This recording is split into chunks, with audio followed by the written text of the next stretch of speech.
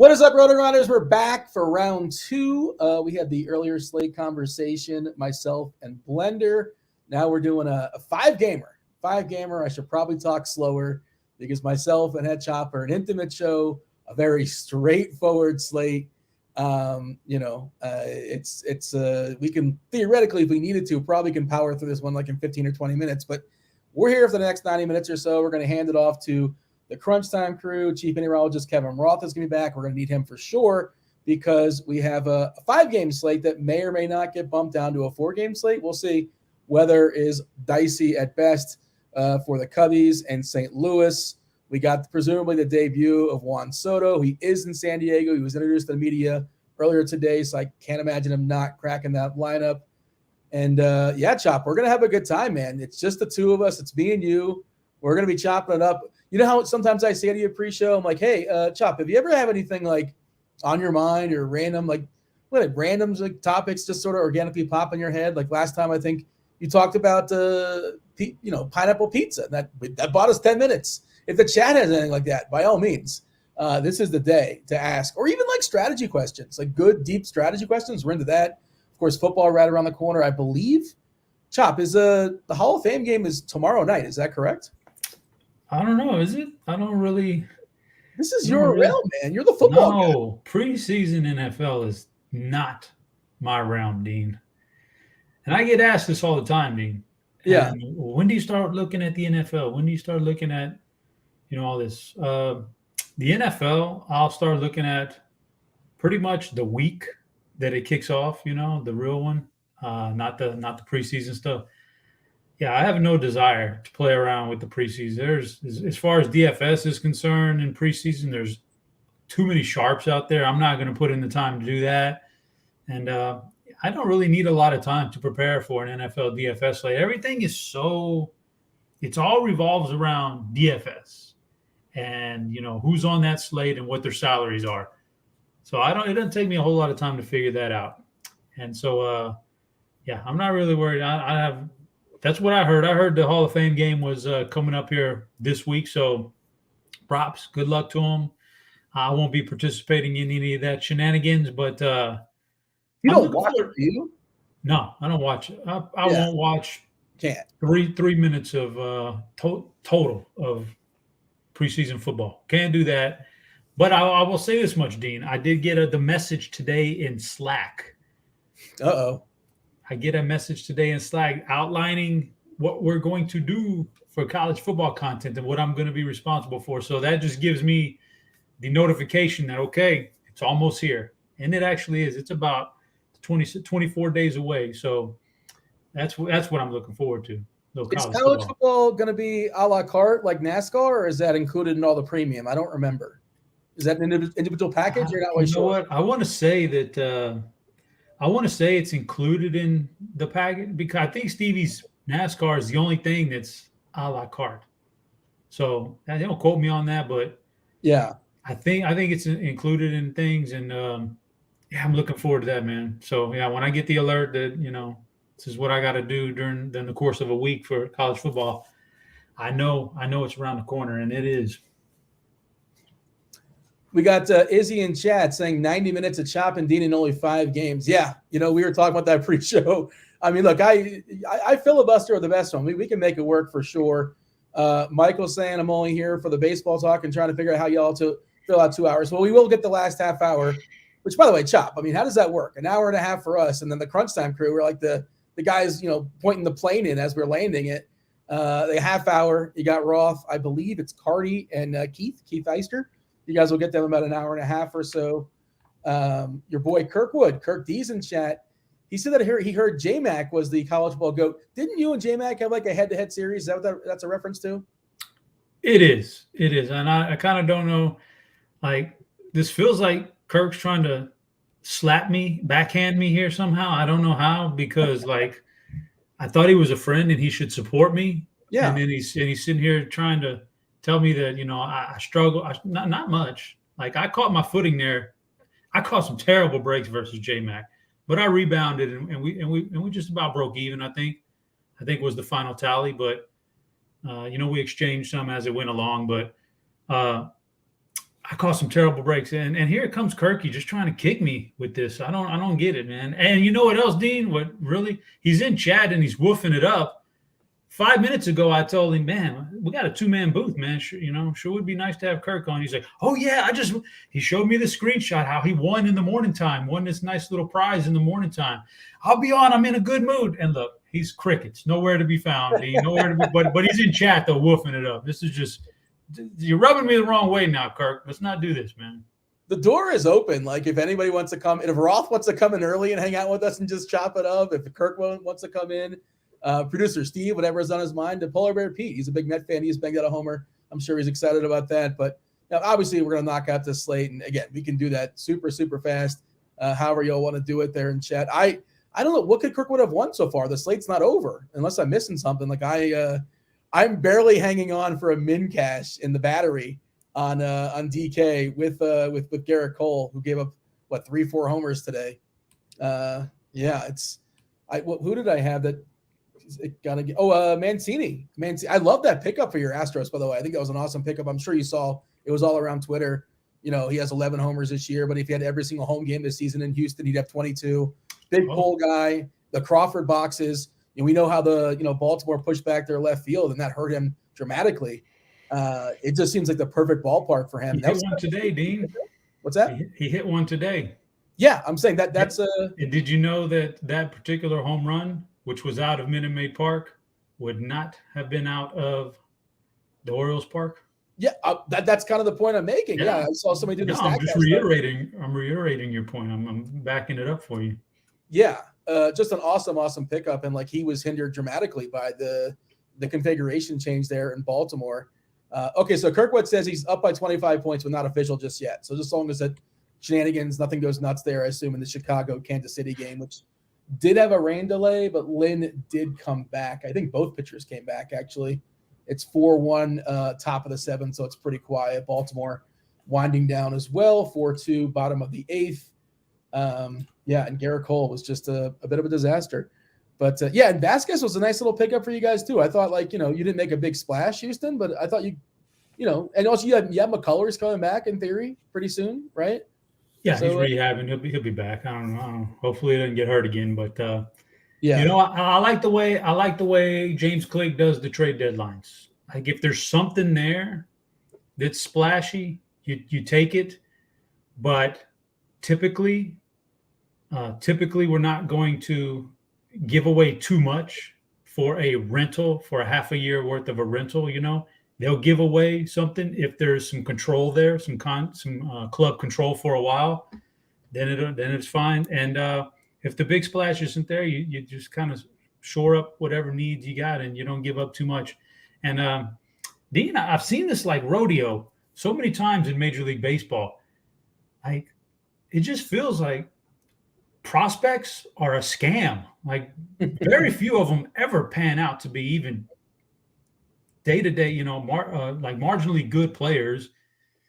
I don't know, man. It's just so weird. Prospects. And how do the Dodgers keep on giving away prospects, year after year? Scherzer, Turner, and they give away a bunch of prospects, and this guy, and yet every year they still have prospects. This has got to be a scam system. Like somebody's going in there and boosting up the ratings of these prospects for the Dodgers and making them look better than they are, and they never pan out. Like I don't get it, but people keep falling for that trap.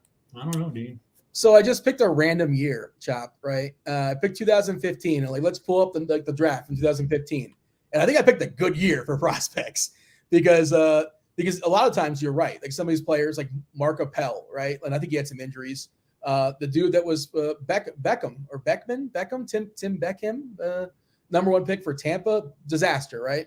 A lot of these guys, but number 1 pick this year, 2015, Dansby Swanson, panned out. Bregman, panned out. Brendan Rodgers, fine. Dylan Tate, Kyle Tucker. You got Houston? Yeah, I guess Houston got 2 picks. That was in your Tenka years, I imagine, right? 2015? That sound about right? I don't know if you got a compensation or something. Benintendi 7. Happ was 9. Naylor 12. That was the Marlins. But a lot of these guys you never hear from, like you said. James Caprillion on tonight's slate was drafted by the Yankees in 2015. But I mean, Walker Buehler, 24th pick in the first round. But like, you're right. There's such a wide variance as far as prospects. And that's why, like, people are talking about the Cardinals and what Dylan Carlson, he's fine, a little bit better above average, I suppose. And I guess he can get better. And, they wouldn't want to package him and whatever prospects they have in St. Louis. And the floor is so rough. And Soto is just like the nuts. And not only that, but this guy you're getting from years 23 at worst to 26. If you extend him, maybe 23 to 35. And that's just so good, as opposed to like many times the big name prospects, like the best hitters in baseball, they hit free agency at 28, 29, and you get a first, 2-3 good years, and then it falls off the table, and you're stuck with the, Giancarlo Stanton or Miguel Cabrera's contract, and that's just the worst. We're going to see Stanton, that contract's backloaded until he's like 37, 38, getting $40 million a year, and like good for the Yankees, for the first couple seasons, or the Marlins, whatever it was. But yeah, it's I did not understand why. I feel like teams should have been more aggressive on Soto, but maybe they just didn't have the confidence they can re-sign him either. And I honestly, I think that if you're a contending team that has any aspirations of winning anything, you don't even have to re-sign him. Yeah. You got 3 playoff runs for him under team control, 3 playoff runs. That's pretty damn good already, even if you don't re-sign him, So, yeah, he was one I would have gone after if I was a GM. But let's see here. I got a little question in chat, Dean, real quick while we're on the subject. Yeah. Oh, man, who is it, man? God dang it, I missed it. He asking, as a Braves fan, Robert, as a Braves fan, what can we expect from Odorizzi? Odorizzi, he doesn't think I'll enjoy Will Smith. The thing is, Dean, I got on Twitter after that night, a lot of trades, and I'm like just flipping through, and like Braves fans are like, oh my God, we fleeced Houston. We fleeced them. Will Smith sucks. Maybe he does suck. He's our 6th best reliever. Like, they're not bringing Will Smith in to be, we're not bringing Will Smith in to be a closer in Houston. He's literally about, right? Yeah, he's the 6th best guy in that bullpen. That's about it. So if he happens to get some big outs, fine. Odorizzi, the Braves will probably win that trade this year because he'll eat up some innings. I doubt either one of them really pitch that much in the postseason when that comes around. So he'll eat up some innings for you, and he'll take the pressure off of Strider and ease up on that. But Astros probably made that trade more than likely because next year Odorizzi probably opts in to his contract for a pretty good chunk, where Will Smith has a club option, and if you don't want Will Smith next year, we can ditch him. So it was more or less a salary thing, and then we'll probably have to give Verlander some money next year. So it was probably more a salary thing than actual performance on the field. So you can expect some innings from Odorizzi, some really good performances, a few hiccups along the way. But when the playoffs roll around, I don't think either one of those guys really makes an impact on the team. So, again, one eye on this year and one eye on the future is, I think, a good way to play these trades. But, yeah, it's fun. It was a fun trade deadline, Dean. I mean, that's a massive to get Juan Soto. That's just those kind of guys don't come up very often. And you know what the Padres did too, Dean? They plucked the 2 best hitters out of the lineup. Well, yeah. Yeah, so they upgraded massively in 2 spots in their lineup. They're a real contender now. I give them credit for that. If Tatis can come back and be healthy, then I think they're a real contender. I think he had a misstep, but apparently he's going to be fine. I mean, it's going to happen at some point, I think. But I know not too long ago he fell back as far as his rehab, but the assumption is he'll be good to go when it matters. And they added Brandon Drury is another bat, because that San Diego lineup for most of the time this year, I don't know about you, but that's a team I didn't stack a lot. I would pick my spots. Cronenworth, yesterday against Urania was a good spot, obviously, but they're not a very deep lineup. But Machado, Soto, Bell, Drury, Cronenworth, and then when Tatis comes in there, all of a sudden, it's pretty solid for sure. It's going to be really fun, the playoffs. And your Astros, it feels like they're on a collision course with the Yankees. I know there's all sorts of, goofy playoff variants and anything can happen in baseball, but it just really feels like those teams are going to face each other for the ALCS. And, lots of combinations, lots of fun. And I'm sure, the Mets are like, hey, what about us? But San Diego versus LA, I'm not sure if it would work out that way, if they can face each other in the NLCS. But Yeah, it's gonna be a good playoff for sure. I know we expected it, at least I expected it for basketball, and the basketball playoffs were kind of disappointing. Like as an overall, like the product was not as spectacular as I expected, but I feel like we might get it this year in baseball for sure. Dodger lineup is out, by the way, and that's the interesting thing about the slate. We have 5 games. We'll see what happens with the Cubs and the Cardinals. I should pull up and see what Roth officially said. I'll show the chat if they're not aware. I think it was orange last we saw as far as the color, and that is not the color of optimism. Let's see. It's been updated, and no changes here. Storms are firing up in the area pregame, but we'll continue to see scattered showers and storms in the area, though not necessarily over the ballpark until 10 or 11 p.m. I think there's a decent chance they postpone this ahead of first pitch, but if they don't, we can look at radar and see how things look. Would certainly say it is not safe for cash play, but assuming it's not postponed by lock, it may be worthy of a GPP dart. And, I saw somebody in chat asking like how you get different on this slate because, Ohtani, spoiler alert, like he's good at throwing baseballs. The A's, I'm not sure if Eric is lurking in chat. Eric's a big A fan, but not great at hitting baseballs. And it's really not hard to get Snell and Ohtani on DK if you want to do that. Like everybody else sees that also. Snell, of course, a little bit more erratic, been better of late, but he can be volatile. And then the offenses are Padres, Soto, Milwaukee. But I think St. Louis, as if you're willing to take the chance, if you're not going to be risk averse in tournaments, we'll see how the weather looks. But I think St. Louis is a really interesting pivot against Justin Steele. But as of right now, can't really give much clarity on that. Do you have a thought on that, Chop, as far as single entry stuff? I'm not sure. You're not MMAing tonight, are you? Maybe you are. Nah. It's a little single in. I'm play the RotoGrinders Fanduel single entry series and maybe throw a few lineups on DraftKings, but certainly not typical 150. No, I'm not going to do that. And how do you get different on that? Well, it's tough on a night like tonight. Every slate's different. I don't know how other guys play it, but every slate to me is completely different, and I don't have a canned answer for every slate. But on a 5-gamer, the first thing that jumps out, you have Ohtani. Who's that now? Shohei. Tony?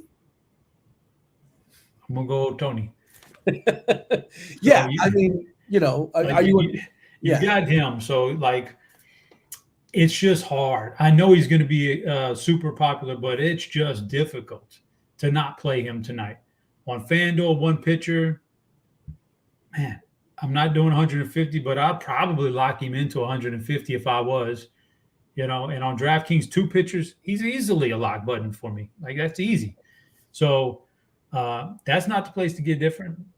Maybe Juan Soto. I'm seeing Juan Soto upwards of 50%. So there's hitters now. Now we're getting into a different thing now. 5 games and one particular hitter is going to be 50%. Okay, now I can get a little different maybe with that. And the Padres will be a popular stack. And not saying I won't have 4 Padres in my lineup, but if I do, I'll try to change it up a little bit to where it's a few lesser on. In baseball, it's easy though. You really only got to be, out of all the hitters to choose from and everything going on, it's really tough to duplicate other people unless you're just running the bat optimal, the top 10 bat optimals. Don't do that, Otherwise, it's not hard to be different in baseball. So you got to manipulate. You got to add some variance to it. You got to put some rules in there. You can't just hit the top 10 projected lineups and throw them in tournaments. That's, understand how good. In basketball, you can kind of sort of do that with a little bit of manipulation, but in baseball, that's not the way to win, especially large field stuff. Single entry stuff, you don't go too far off the reservation. I mentioned the Dodger lineup is out. No Bellinger, no Will Smith. So 2 of their key guys are out. Gallo not in it either. It's Betts, Turner. That's unfortunate.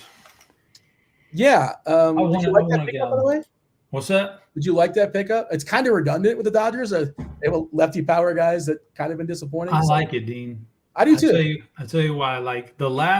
Before that Yankees trade, Joey Gallo was who he was. Hits home runs, walks, and strikes out, and plays good defense. That's what you get out of him, and he was good at it. And then all of a sudden he gets traded, and everything, he just turns to dust, man. And so it's like, what happened? Maybe it's a mental thing in New York. He talked about how tough it was. Yeah, I fully expect him to move out of New York, get out to LA, even though there's pressure out there. Not like that pressure. Like those people were booing Garrett Cole today. Hey, get used to you're paying this guy about $60 million a year. Get used to Garrett Cole walking off the mound sadly, okay? But they were booing him. They'll boo anybody. And so I expect him to kind of get out there and refresh and get back to who he was. And could be a really, really lethal hitter in the playoffs if he gets back to doing that. So, Chop, I was watching the Yankee game today, and Michael Kay was I had the volume on too. Sometimes I don't have it on, but I happen to have it on today. And one of my favorite thing announcers do, they have the ability to decipher more than anybody else. They know what a sarcastic cheer is and what not a sarcastic cheer is. So he gave up like 3 or 4 runs in the first inning, and he was still struggling out there, and he struck somebody out, or he was a pop out. And he just assumed the sarcastic cheer from the crowd. How do we know the crowd is cheering sarcastically? Maybe they're just happy it was an out. You've heard this before, where announcers assume sarcastic cheers. Yeah, I've heard it, Dean. And it is what it is. I don't know, but I'll tell you what happened to Gallo. Just so you know. Oh, okay. Tell me. Oh, I know what you're gonna say. The shift happened to Joey Gallo. Oh, you think the shift? Oh, I thought you were gonna say something else. Okay, so league average, like BABIP is around 300 or so, maybe a little bit lower than that, give or take. The shift, and every team shifting, and everybody's shifting on Joey Gallo. Look at his BABIP. Look at his batting average on balls in play. Of course, if the ball goes over the fence, that doesn't count. That's not a ball in play. His BABIP in 2017, 250, 2018, 249, 2019, 360. Well, that's a huge outlier.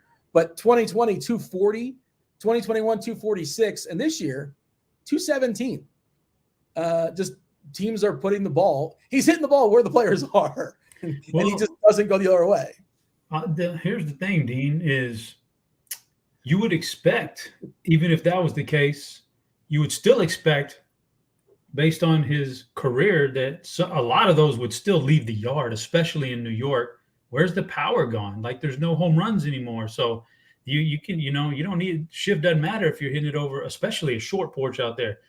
I thought you were going to say that he lost the power of his beard when he got to New York. Oh, I didn't and now you're standing out there in the box and everybody's looking at you and you're self-conscious because you don't have the beard. You thought that you were kind of hiding behind the beard a little bit for all those years. Like, I don't know, man. It's tough to say.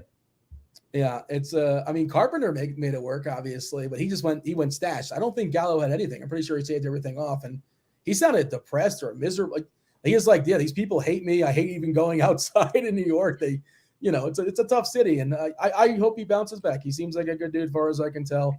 Yeah, and I can see him getting a key hit in the playoffs.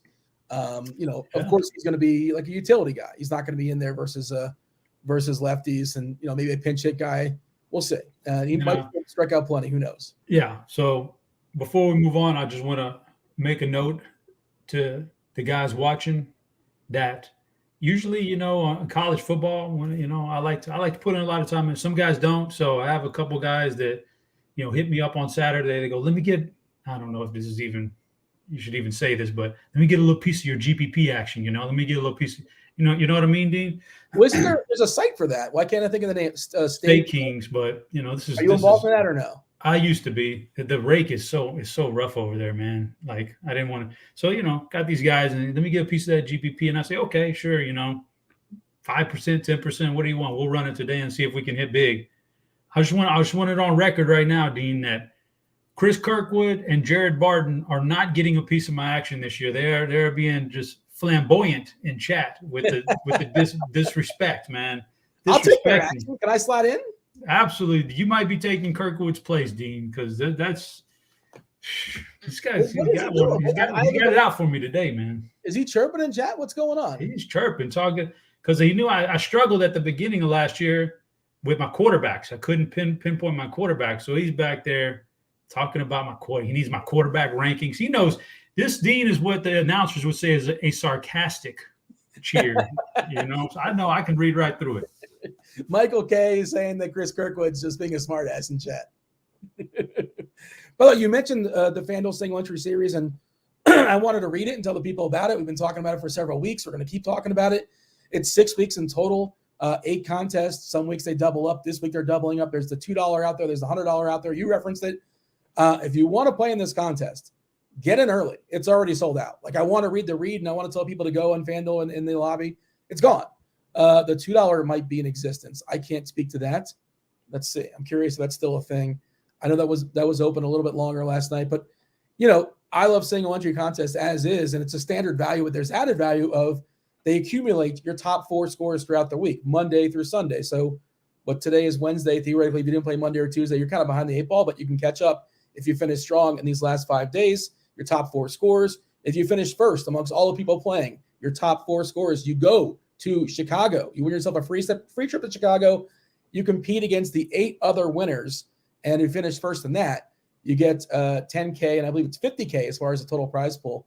So, like this, if you're playing DFS, it's silly, honestly, to not be playing this contest. And if it's $100 is too much for you, jump in the 2, which I think may be available. I'm going to check right now. But you're in there, Chop, I assume? The $100 one, yes, I'm in there tonight. Yeah. I feel like I haven't done well so far this week, so I gotta pick it up. I feel like Dean, the good thing is they only take your top 4 scores. So I didn't even know it was the $100 one this week. So I didn't even play the first couple. So it's you're not behind the 8 ball because they only take your top 4 scores. The $2 is still available. 2,500 spots have been claimed at a 2,900. That's almost definitely going to sell out. Feel free to partake in that one. Myself and Chop, I can't imagine. You can't play that, right? No. Yeah. $3 is your cutoff? On FanDuel, $3 cutoff. Yeah. I think I had $3 on both DK and FanDuel. I'm pretty sure. Yeah. And I won't bring up Yahoo. I know it's a sore spot for you. Crazy. Kirk Dees, though, he has got carte blanche over there, but you. I've got to talk to somebody about that. You're going to rat him out? What about that guy? All right. The slate. We kind of hinted at it a couple times, like Shohei Ohtani. No surprise, top play in the slate. I'm so bummed I can't play him as a hitter tonight. I know whatever, I'm kind of used to it, but it's egregious. I would love to play Ohtani. I think is going to hit a homer tonight versus Caprillion. As far as ownership-wise, I probably should give a refresh on this. And do you have the bat ownership up, or do you have the plate IQ ownership? What do you have as far as ownership? Good one, Dean. I should put up the bat ownership. Okay, what are we looking at? DraftKings? Yeah, I mean, I never really know which one to quote, and sometimes I'll quote it, and someone will be like, "Well, that's I've got them all pulled up, so it's whatever you want to do, Dean. I just kind of take them all and throw them into a pot and average things out, and that's kind of the number I'm getting. So my number's never going to match yours. I mean, DK wise, we got a roster too. Good Lord, oh my God, have you seen this? The ownership number. I think this is drastically different. The plate IQ projected ownership on Ohtani. Now this is for like large field tournaments. Is 71%. Woo! That's insane. But, again, only 10 pitchers. You got to roster 20% of them. And Chicago, St. Louis is super dicey right now. We're actually giving Miles Michaelis 5%, Justin Steele 3%. But, and I'm going to be over that 71%, I think. I think I'm just going to play Ohtani in every DK lineup and do the same thing I did with Garrett Cole. But I feel better about Ohtani than, whatever, 2020 vision, but looking back on it. But Ohtani just against this, or I'm sorry, how do you pronounce it? Say it again, if you don't mind. Ohtani. Ohtani. What am I missing here? I don't know. Maybe I'm just hearing it. I'm not really sure. Ohtani. So Devin is in chat. I see producer Devin, not to derail the conversation, but Brian threw something out. Can we make a private league where we can all play together? Brian in chat. And producer Devin all over it. He's saying, listen, he's going to set one up, and first place is going to get some swag. So there you go. Look at Devin all over it. I know typically Monday, Wednesday, Friday, sometimes not typically, but on occasion we're giving away, free RG premium a week, and we're, hanging out in the Discord channel, the live stream chat channel. You hit the party popper. Not sure if we're doing that today. He just kind of springs it up sometimes, but there you go. Devin's going to give away some swag, which consists of, I guess, either a shirt or a hat or playing cards, amongst other things. I don't know. But and Derek says we need the analysts in the league as well. So, if the link drops, I will certainly join it. I'm not going to. What? Analysts? Oh, sheesh. It's a dicey word. It can go. I ain't kidding. I thought you was talking about something else. Yeah, I mean, hey, everybody can participate. Just as long as everybody is having a good time. It's right up Kirk's alley. By Sunny D's got an RG shirt from 2014. Wow, look at that. You got any RG shirts still, Chop? I'm assuming you do. Oh man, I got a lot of them. Yeah. In fact, Dean, I was going to ask you a question. Yeah. I've got these shirts from RG that are still in the package that have never been worn. Is it appropriate to sell them on eBay? well, what do you think what are you going to fetch there, Chop? I mean, I'm not privy to your financials. It's none of my business. They were free. Doesn't matter. It's all profit after the shipping. So no, curious. Time is money. Like if I told you there's a $5 bill, right? There's a $5 bill 15 miles away. Would you hop? Like it's sitting on the ground waiting for your name on it.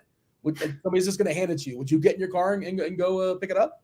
Of course not. You got to pay gas, and that's a lot of time to ship a shirt. Dean is literally takes about 3 minutes. Do you have your own like your own scale at home, that kind of thing, your own mechanism, or you got to go to UPS? I've got the prepaid boxes in my closet. See, Dean, I have an eBay site with baseball cards, so I'm already kind of set up to ship things, and they come and pick it up right at my door. So yeah, I've already got the box. So for me, it would be an easy transactions. That's why I'm asking, Dean. Like, what would you? Do you think if Dan Bot got on eBay and said, "This motherfucker's selling our shirts, man, what's going on here?" Do you think he'd be mad at me? Because I don't want to upset Dan. I mean, like, is it? Although he did sell his at a garage sale. Don't forget that. Oh, Dan? You didn't see the picture? Like everybody was making fun of him. Oh, you know what? You're right. Yeah, when he was moving from Jacksonville to Nashville. Yeah, I don't know what the going rate was for an RG shirt. What could he have fetched? Like $6?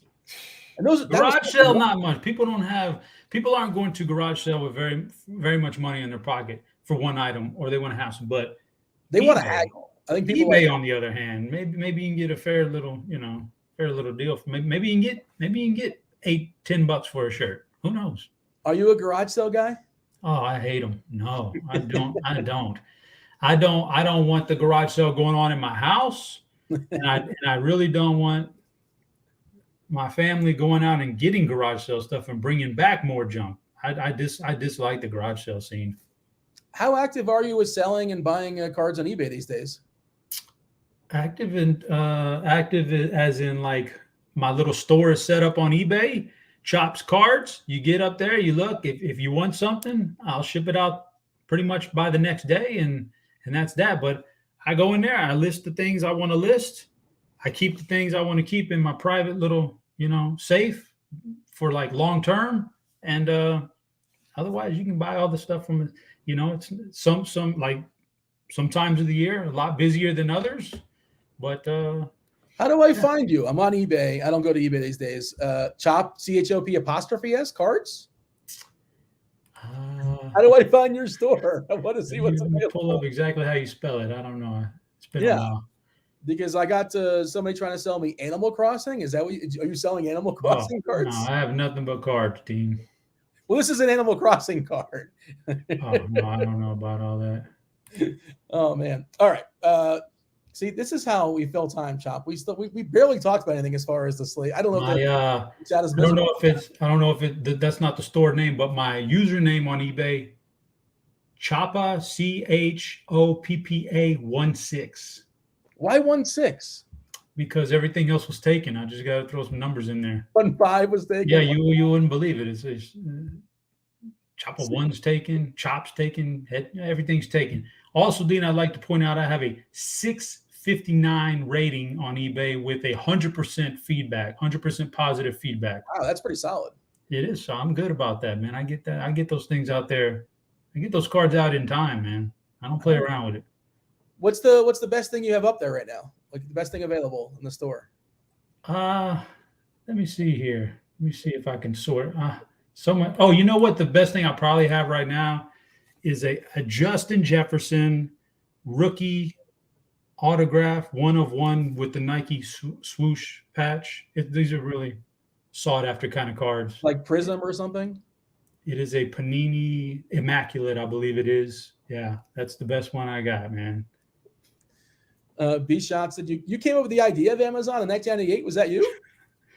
Man, I wish I'd have got a good piece of Amazon in 98. He'd be sitting pretty right now. Vogelbach grand slam, man. I loved him today because that Washington bullpen has no lefties. Loved him yesterday. He did nothing. But unfortunately, that was not on a slate that I could play. That's a bummer. We got to love Team Girth, Daniel Vogelbach. I love that tandem with picking up of Ruff. Like when the lefty comes in, they're going to bring Ruff in, I assume. But, yeah, good job there by the Mets. Producer Steve, he's excited somewhere as well, I presume. Yeah, I was telling a Mets fan that I know the other day. He was like, "Wow, we didn't do nothing at the deadline. Ruff is garbage." And I was like, "Listen, if you can't make the big splash and there's only one team that's going to grab a Soto or a Castillo or whatever. If you can't make the big splash, you do like the Braves did last year. You just hope you run hot with variance and that the guys you pick up, they're hitters and that they get hot. Like the Braves probably might not beat the Dodgers without Eddie Rosario, right? Who was a trade deadline he was the NLCS MVP. He was like incredible. And they might not win the World Series without a guy who was hitting 200 at the trade deadline that they picked up for nothing, Jorge Soler. So like, you just grab these hitters, man, and you just strengthen your whole bench and everything, and you platoon them. You play them in the right matchups real smartly, and you hope they get hot in the playoffs. So there's no such thing as a bad deal or a bad trade deadline if you're just adding really good hitters. You just never know which one's going to be hot at the right time of year. By the way, the Dodgers called it Miguel Vargas. This will be his major league debut. He's 2K on DK. That could be a potential salary saver to help make stuff work. I believe he's batting 7th. I'm pulling up his minor league stuff. 22 years old. I feel like he's had a good minor league run. Let's see. This year in AAA, 437 at-bats, 15 homers, 12 stolen bases, walks a ton, 12.4%, and just striking out at 14.6%. How does the bat project him going forward? Let's see. Do we have a projection on him? I can't find it for some reason. I'm curious what Carty has to say about him, but just seeing that. And also there's probably some risk of a pinch hit deal. If a righty comes in or something like that. Well, no, is he lefty or righty? I feel like he's a righty, but I could be wrong. Yeah, he's a righty. Just a cheap another. That's what the Dodgers need. They called up Outman the other day to homer in his very first at bat there at Coors. Pretty loaded organization, obviously set up for now for going forward as well. Let's finish the conversation as far as Shohei. It's a matter of if you want to be different, that's one way of being different. You just don't play Ohtani. I'm seeing 71% according to our plate IQ ownership chop. Let's see what our bat ownership is. I bet it's lower than that, 57%. But let's say it's like 64. Let's split the difference or whatever. Like it's a massive number. And it sounds like you're going to be over that, I presume, especially on DK. Well, I'm talking DK right now where you got a roster 2.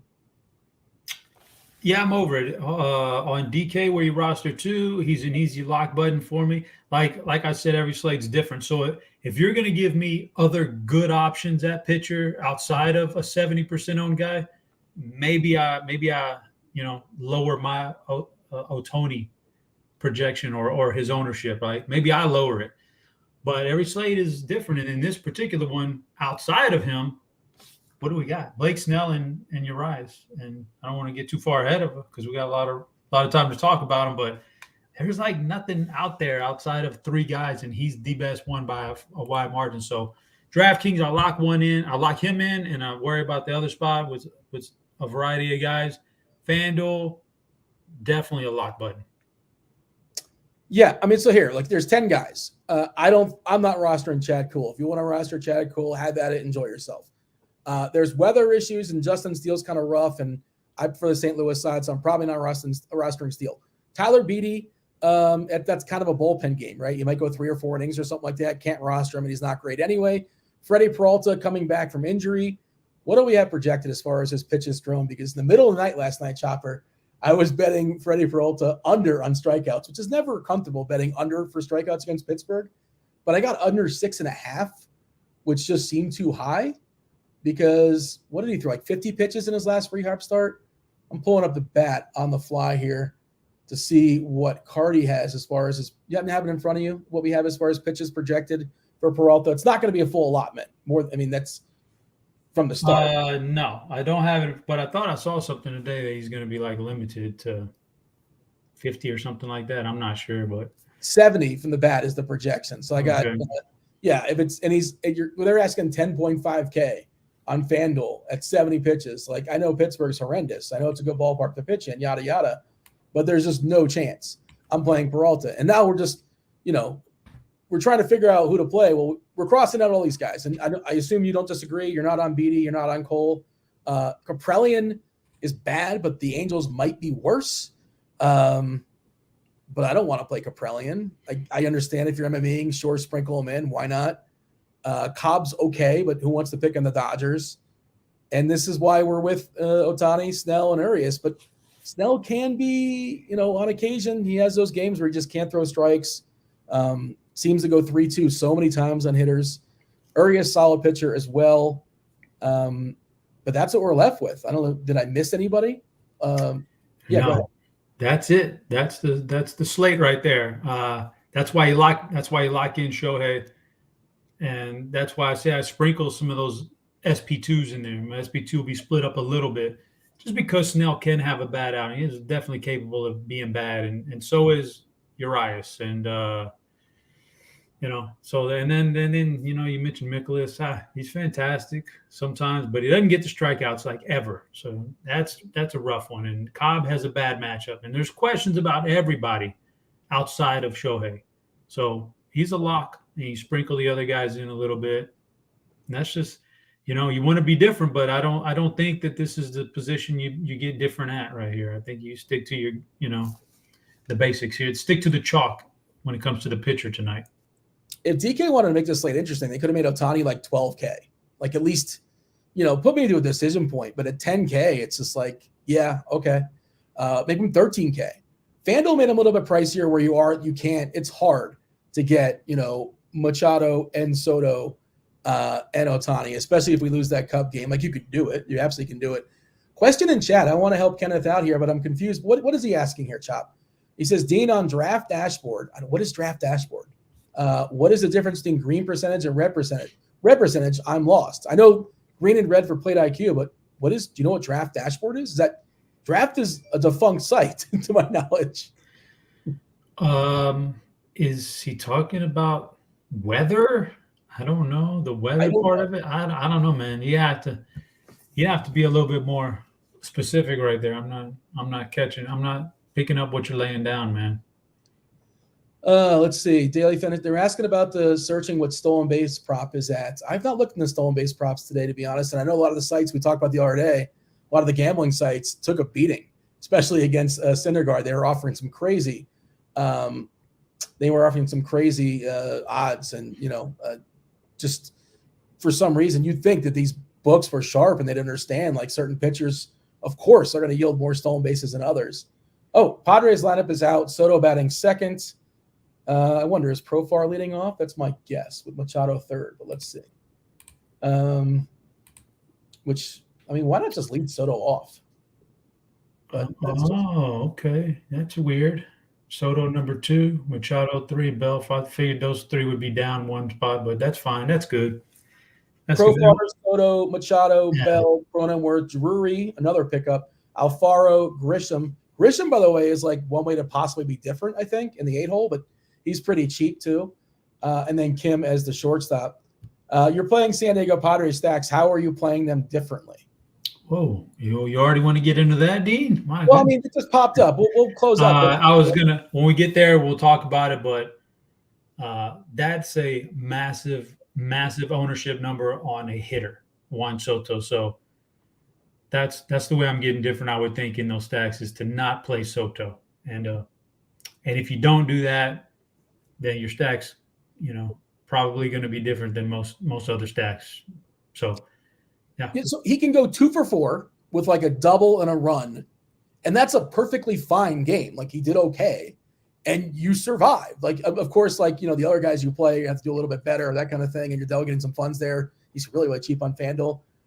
But and we always talk about this, the work, no matter how bad the pitcher is, no matter how good the hitter is, no matter how good the ballpark is, all that stuff, still the greatest, most likely outcome is the hitter is going to be out, like when he's at the plate. And not just that, this guy walks over 20% of the time. That's his MO as a professional. Like, he's so good at taking walks. Yeah. Like, if the guy walks 2 or 3 times, that's 2 or 3 wasted at bats for you. You're not paying that money, that kind of salary for a walk in DFS. A walk and a run. I mean, you're not thrilled about it, but like you'll take that. You're not happy with man. Well, you'll take 4 points times 5 at bats. You'll take 12 points. Theoretically, if you did that every single time. What? No, you're not 4 points every 5 at what? If you got to walk and a run, that's 4. He's not gonna get Dean. Now you're just going overboard. Like, he's gonna score a run every time. These I'm guys not happy about it. Doesn't have Tatis behind him yet. These are still just kind of like, No, a walk. Couple walks, and I feel like it's a waste of that bat. If he gets a run, that's fine. But at the end of the day, how many stud hitters can you get in a lineup? Especially if you got a star pitcher in there tonight, like your big time hitters that you're paying big salary for. You like more than a walk and a run in a couple of at bats and then a couple of flyouts. But like you said, the point is there's a greater likelihood they go out, make an out, than there is that. And they get any kind of fantasy production. So that big of an ownership on a hitter, that's one we can get different. Now, don't get me wrong, I'll have some Juan Soto, but it just won't be on par with the field, though. It'll be underneath it. But, is that where he's at? 50%? Is that where we're actually showing as far as ownership? That's crazy. I think Fanduel easier because he's 3.9 over there. I want to say 3.8 or 3.9. DK, he's got a pretty good price there also. I think it's 5.3. But yeah, he's going to be owned. And like, especially if we lose Paul Goldschmidt. And if that game goes, I think he's an awesome tournament player. Oh boy. Like, I need the Goldschmidt news because I love the Cardinals. So yeah. Gotta figure that one out, Roth. Well, where are you at on that? And like the general rule obviously is if it's dicey and it can go one way or the other and it's, orange, whatever you want to call it, you're supposed to roster 5 or none. Right? Like you don't roster 1 or 2. Like your one-offs are not supposed to be in that game. Do you agree with that statement? Yeah. I'd say that's fine. I mean, although if it's a game like this, I kind of don't think it. Yeah, I get it. Yeah, that's fine. Okay. So update, no changes here. Storms are firing up in pregame. We'll see. I read this like 20 minutes ago. Yeah, but I'm reading it, Dean. I need to read it with my own eyes for it to sink in. I don't know. Okay, I don't. So he's not telling me anything right there. So now I have to take it upon myself to look at the forecast, and then I can get a good idea because I'm a pretty good weather guy myself. Chop, check out the chat. By the way, chat, do with that like button. We would appreciate that. Subscribe, turn on notifications. Whatever's on your mind, I see some questions I'm going to get to them in a second. No, Dean, this game plays. Give me a break. Well, you think game for sure? But yeah, this game for sure. Oh, no, never mind. No. You know what? What made you say that all of a sudden? What sort of analysis did you just do? Oh, that's a tough one, man. Oh, that's tough. Yeah, I don't know. I'm gonna have to defer to Roth on this one. I'm pretty good at reading. I'm pretty good at reading the weather map, but that's an iffy one right there. Are you checking out radar right now? Is that what you're doing? Yeah, that's an iffy one. We were just talking about this earlier today. Like, you go at weather.com or AccuWeather. What are you at? Kirky's weather model. You have access to the beta? Of course. He has access to my BVP model. We should try to get this thing going. Is there a BVP player tonight? I didn't even look just yet, but there's one I'll throw out there, but it's only 5 games. It's a little disappointing.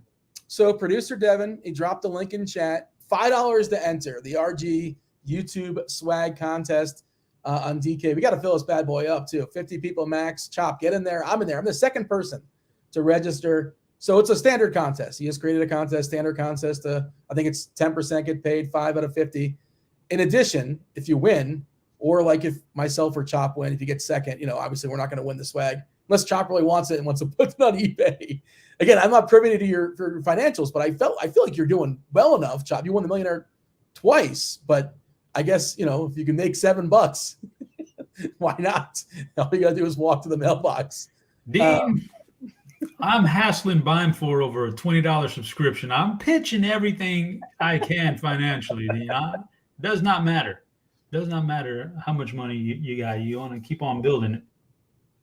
I should mention, by the way, it's nothing to do with Bind 4. Of course, Bind 4 is doing the best ball stuff, spikeweek.com, but NFL season, we talked about it before.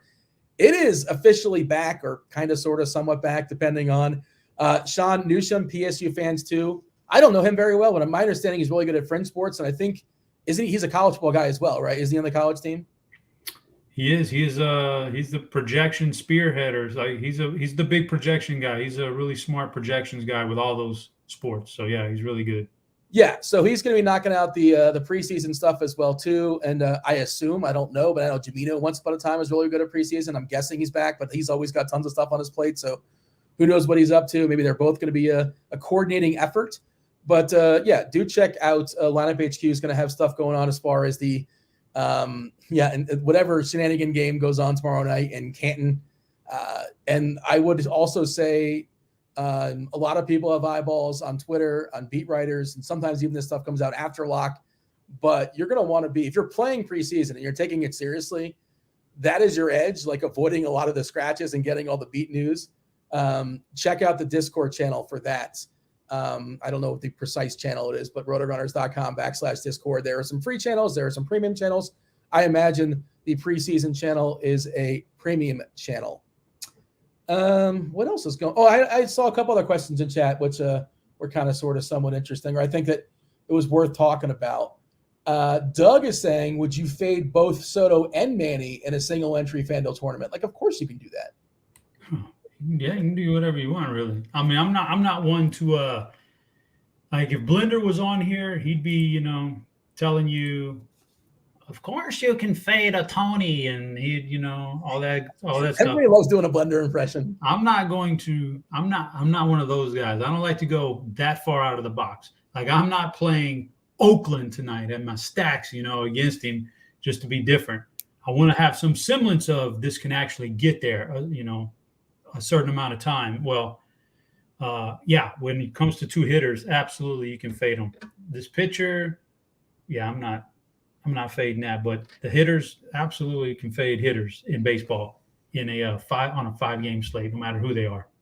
Dan saying 5 Pirates, 3 Padres, and an Ohtani, Kaprelian stack. Sure, you can do that. I mean, I probably wouldn't do that in single entry. I think it's a little bit too ambitious with the Pirates, but who knows what we're going to get out of Peralta.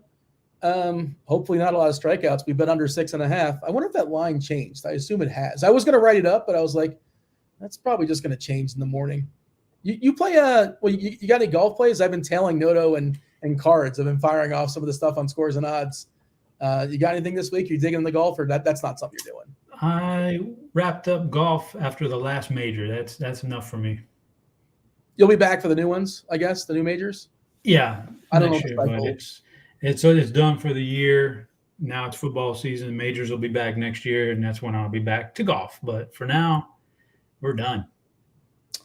Matt in chat is asking who's pitching for Pittsburgh. It is it's Tyler Beatty, and I'm pretty sure that's a bullpen game, right? Yeah, he's projected to throw 55 pitches. So and they have a couple lefties in the bullpen as well. I was kind of looking at that for Yelich and for Rowdy Tellez, just out of curiosity. I don't know who their long man would be or who would back them up, but there are a couple lefties lurking at least. Boots on the ground in St. Louis. I just read it and now I forgot who said it. Basically saying, bye Sonny. I'm from St. Louis. It's raining here as we speak. Radar not looking good. And their Twitter page comments are suggesting it won't play. Again, we'll see what Roth has to say, but it does look really dicey. And then all of a sudden ownership gets squeezed even more if we lose probably the third most popular team, St. Louis, with Milwaukee maybe being the second most popular team after San Diego. Do you want to give me a summary as far as pitchers before we talk about hitters and stacks and whatever else the chat wants to talk about? I mean, the summary is, for me, the one guy you can't fade, Shohei. Sprinkle in SP2, sprinkle in some of the other guys, spearheaded by Snell and Urias, and then after that, you can sprinkle these guys in, but man, they start to get a lot riskier, Dean. So that's my summary of pitching. But I'll also say, before we go to the hitting, we should address a question. Yeah. From in chat way earlier, and I wanted to, go for it. I was saving it because we're talking about too much stuff. We need to get to pitchers. Somebody asked you earlier, and it can lead to a couple different things here. What you thought of Stranger Things, and then I got a question for you after you answer that question. Yeah, I know I watched it when the first season when it had a lot of buzz to it, and everybody says it's got a lot of '80s nostalgia. I'm not a nostalgic person for the '80s. I think the '80s is kind of a little bit overrated, I suppose. And it's not artistically not that spectacular. It has its moments, obviously. I would say the '90s is distinctly better. And I watched maybe 3 or 4 episodes or so. Winona Ryder's fun. But it didn't take. It was okay. I didn't hate it. I didn't love it. There's a lot of good television out there, a lot of good things to stream. I just stopped watching. Best thing about it was the music. I thought the music was cool. But I didn't, if you like it, great. Glad you enjoy it. I don't hate it, but I stopped watching it. So it wasn't for me. How about you? Yeah, we watch it. It's pretty entertaining. A little bit of nostalgia, a little bit of just sci-fi. I mean, I'm cool with it. It's fine. But then that led me to my next question I was going to ask you, Dean, which without any spoilers, Dean, yeah, we have to be careful. I just want to know your opinion on these last 2 Better Call Saul episodes. And I know people are, some people have tough. I don't want you to dog on those people. I'm just saying generally, what did you think about these last 2 with so few left? I can see people being disappointed that it's not fully ramped up and it's not great. That's not the world this is not the world we were sold years ago. We know what we're getting into, and it's a prequel, and we know how a lot of characters, their ending ends. So the storytelling has been incredible. And the way it's just been shot, I guess I don't want to, without spoiling it, but just the whole, the setup and just the details of the Cinnabon security episode. I'll just say that. Was so good, but I can see people saying that was great and good television and great filmmaking, but I want more stuff to be happening. But that's the pacing of the show has always been kind of that, right? So I think they're going to ramp it up a little bit these last couple seasons, but again, most of the stuff has kind of already been resolved. It's been phenomenal. I love it. I think Breaking Bad's a better show. And I hope they stick the landing. Breaking Bad stuck the landing, one of the best finales of all time. So I'm rooting for them and I trust them. Gould is incredible. Gilligan's incredible. I would argue that's the 2 best shows of the 21st century created by the same people. But how about you? What are your thoughts? I'm probably in the boat of just a tad bit more disappointed. Just honest, they're still good.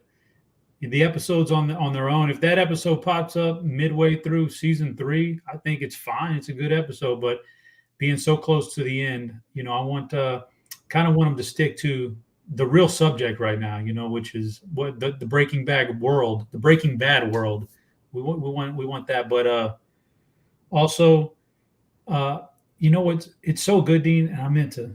I don't want to give no spoiler. I can't give no spoiler. Yeah. How far back of a show spoiler should I go, D? Can I go? If it's 3 episodes ago, that's too early to give a spoiler. So here's the thing. I don't know if you noticed, but Roth tweeted out the other night. Yeah, I guess he was a better Breaking Bad fan, and he said he's starting to feel some FOMO. Basically, I guess he never started watching Better Call Saul, and should I watch it? And so there's probably people out there that never watched it and don't even know how spectacular it is. I got you. Can't give it away. If it was Kirkwood would give you spoilers live as they're happening. He tries to DM spoilers during the show while he's watching it, and I don't watch it till the next day. Okay, I'll say this, Dean. Let me just say this real quick. If you haven't caught up with this season yet, spoilers coming at you right now.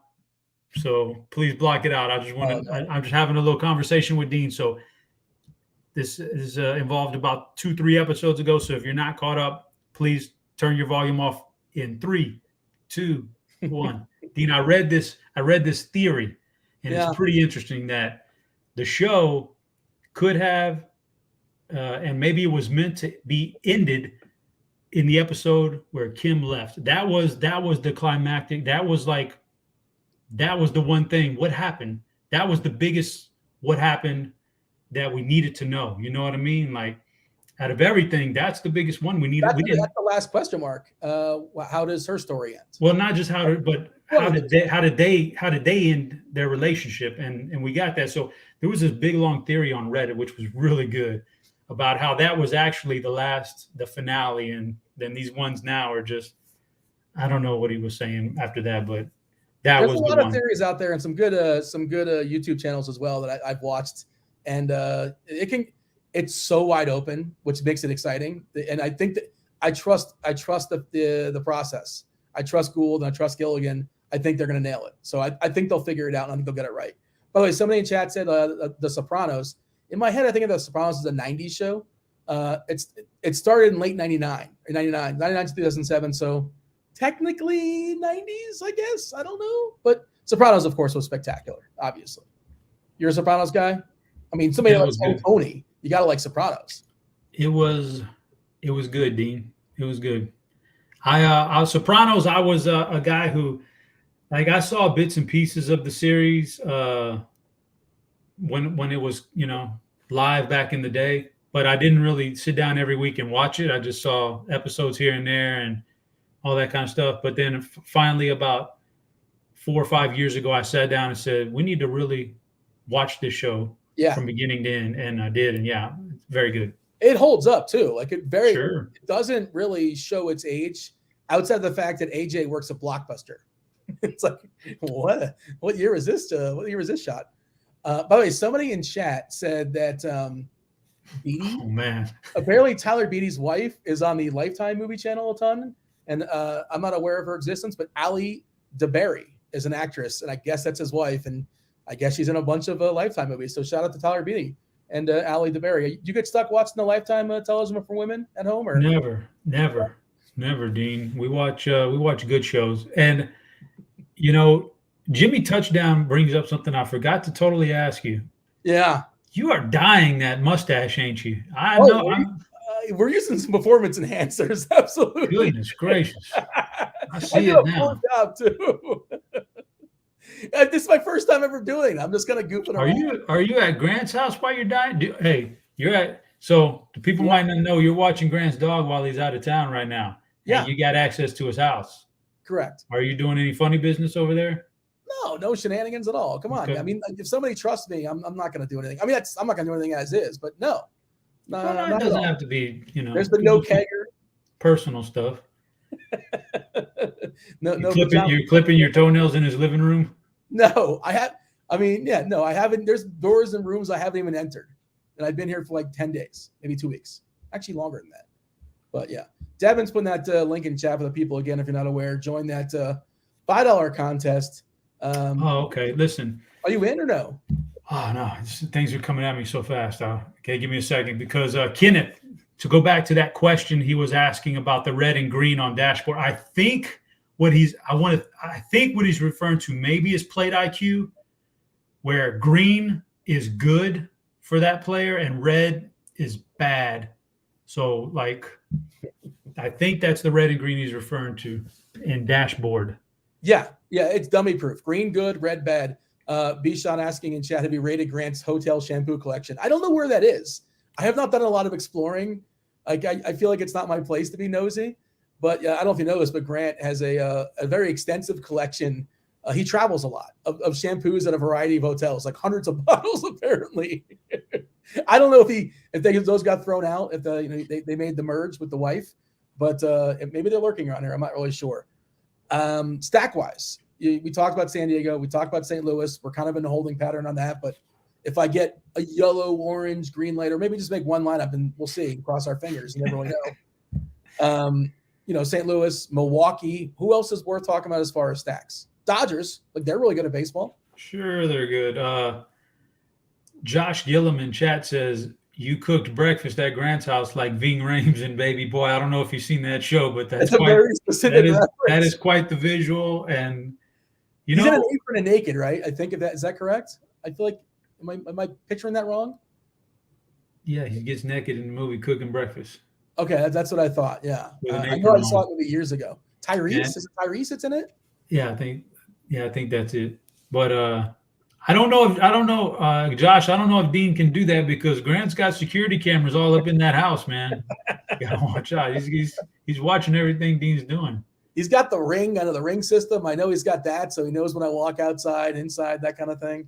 I'm sure there's a way around it, but yeah, there's no shenanigans, no goofiness going on. He's got nothing to worry about. But your thoughts? We're going to go around the horn, give our favorite plays position by position. We got DerekCarty coming in, 25 minutes or so. We got Roth coming in. We got Keith Eyster's also coming in. Did want to mention for your article on scores and odds today, I believe I think it was a golf article. STL Cards wrote it up. I'll go ahead and drop it in chat for the people. But give me your final thoughts as far as your stack approach. And then we'll go around the horn, give our favorite plays position by position, and then, see what the chat has to say, what's on their mind. Well, Dean, oddly enough, crazy as it might sound, I'm not going to stack tonight. So does that mean I won't have 4 Padres in a lineup? Yeah, I probably will. But if it happens, it is just because I'm doing, maybe 10 or 20 lineups on DraftKings and the optimizer gives it to me, not really optimizing, but you know what I'm saying. But I'm not, it'll just be organic, Dean, as I like to say. I'm not going to go in there and push, I need a 4-man stack or 5-man stack with anything. Only 5 games, a few good pitchers. The odds of the stack hitting like that are not really for me. So Kirky's at it again, man. So yeah, I'm not stacking per se today, but I could see myself ended up with a few Padres in a single lineup just because they're really good. But other than that, Milwaukee's fine. St. Louis, I hope St. Louis plays because I like several of those hitters in that lineup. Then you start to get into some other highly questionable things. The Angels in the matchup are fine. The Angels as a lineup are pretty bad. And you can't roster one guy, Ohtani. You can't roster him. Yeah, and the Dodgers are the opposite. They're a really good lineup, but in a tougher matchup that I typically wouldn't want to stack, but I could see it tonight. And then you start getting into teams that really – Nicholas doesn't strike guys out, but he's pretty darn good at run control. Peralta and that bullpen, that's Urias in that bullpen, Snell in that bullpen. Yeah, these are not things I want to roster, and I don't want to get sidetracked here, but man, I was shocked when they traded Hader too. But they got the depth to get through that and still have a really great bullpen. But it's just not stacking tonight. 30, they have like one more year of control of them, but like one of their strengths. I get it for sure. I think it was okay. I thought it was weird too at first, but then when you kind of dig into it, kind of replenishing, and they're sort of in the middle, right? Like they're gonna almost definitely make the playoffs. I think I'm pretty sure they're leading their division, but. Are they going to likely make a World Series run? Maybe. Sure, I suppose that's possible. And Williams can step up in the 9th. I presume that's how that's going to go down. But, yeah, I get it. And it's also Milwaukee. Like, it's one of those teams that probably doesn't have a huge budget, right?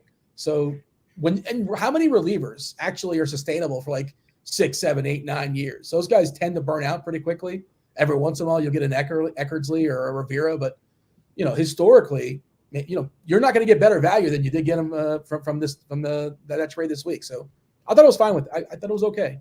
And I think it's a very shrewd move. I was just surprised that if you think you have a chance at doing something that you would trade, but that's good. But that's where I land on stacks because they're so tough tonight. I don't see myself stacking. Hey, here's an interesting question because there's only one game at 7:05, right? There's 5 games. One game at 7:05, Milwaukee, Pittsburgh. Then there's the 7:45 Cubs, Cardinals. Who knows what's going to happen there? Then we have 2 hours to wait on the 3 games, right? Oakland, LA, Colorado, San Diego, Dodgers, San Fran. I think this is a rare opportunity in baseball where you can just kind of you can do some late swaps. In football, we late swap all the time. Like you get to the chalk if you crush the nuts somehow on something off the board in the 1:00 games and vice versa. You pivot if you have chalk in the back end, you got to catch up. Has that entered your mind as a thought? Like if you have a Milwaukee stack or with 3 one-offs that are kind of chalky and it does bad, then you move off them or, vice versa. I just think that's something that's worth considering in this slate. No, didn't cross my mind. And after you brought it up, it's still not crossing my mind, to be honest with you. This isn't basketball. I'm going to set lineups in the Major League Baseball. I'm pretty much going to forget it. The one thing I will do is, You know, if I'm seeing in those early, and I do this every night anyway, if I see in the early games that Brewers, Pittsburgh, give me a not Brewers hitter that's in the middle of that lineup, not Yelich, anybody. Renfroe has 2 home runs. He's got 40 points before those late games start. And he's obviously going to be on the optimal, and he's the nuts. You might need him to cash tonight or at least take top 5 in a tournament. And I have him. I'll look at the lineups I have him on, and I might adjust those lineups in a different way after that. But I do that every slate, not just on tonight's slate. That's the point I'm making. If you have Renfroe as like a one-off and he's with an Angel stack, I would try to get away from the Angel stack and move on to like some Padres if I could. That's kind of the point I'm making. Yeah, that's kind of like, like I said, that's kind of what I'm doing like the optimizer is going to spit it out for me. I'm going to plug it in. And, after I make my adjustments, not straight optimize it, but then, if I see a Renfroe on a night, I'll go, okay, I got this Renfroe and this team looks pretty good right here. Oh, but I've got 4 Angels. Okay, dumping those guys and immediately going to Juan Soto, Manny Machado, Josh Bell, and a min salary guy or whatever I can squeeze in there that's chalky as heck that I feel really good about. So, but I get that. I do that every night, though. I think everybody should be. That's the thing about DFS. If you're really going to go for it, you got to commit to it for the whole damn night, man. You can't just play around, show up for 5 minutes, and then call it a day, and then wonder why you didn't win and why Osimo's winning everything. So Roth apparently has updated this again, according to chat. No, I don't think that's a new update, unless he did something on Twitter. Gator Nation said Roth just updated weather. Like he did it like a half hour ago or so. I'm not sure if he's doing it again. He'll be on like in 15 minutes, so I'll give you a verbal update. I got to change my expert survey, like random homer with Joe Adell, and he's not playing baseball tonight. So I try to go off the board as best I could. Caprellian yield some homers. Who am I changing that to, Chop? Who's going to be my random guy that homers tonight? Like, you got to be ambitious here. You don't say Soto, obviously. Random guy?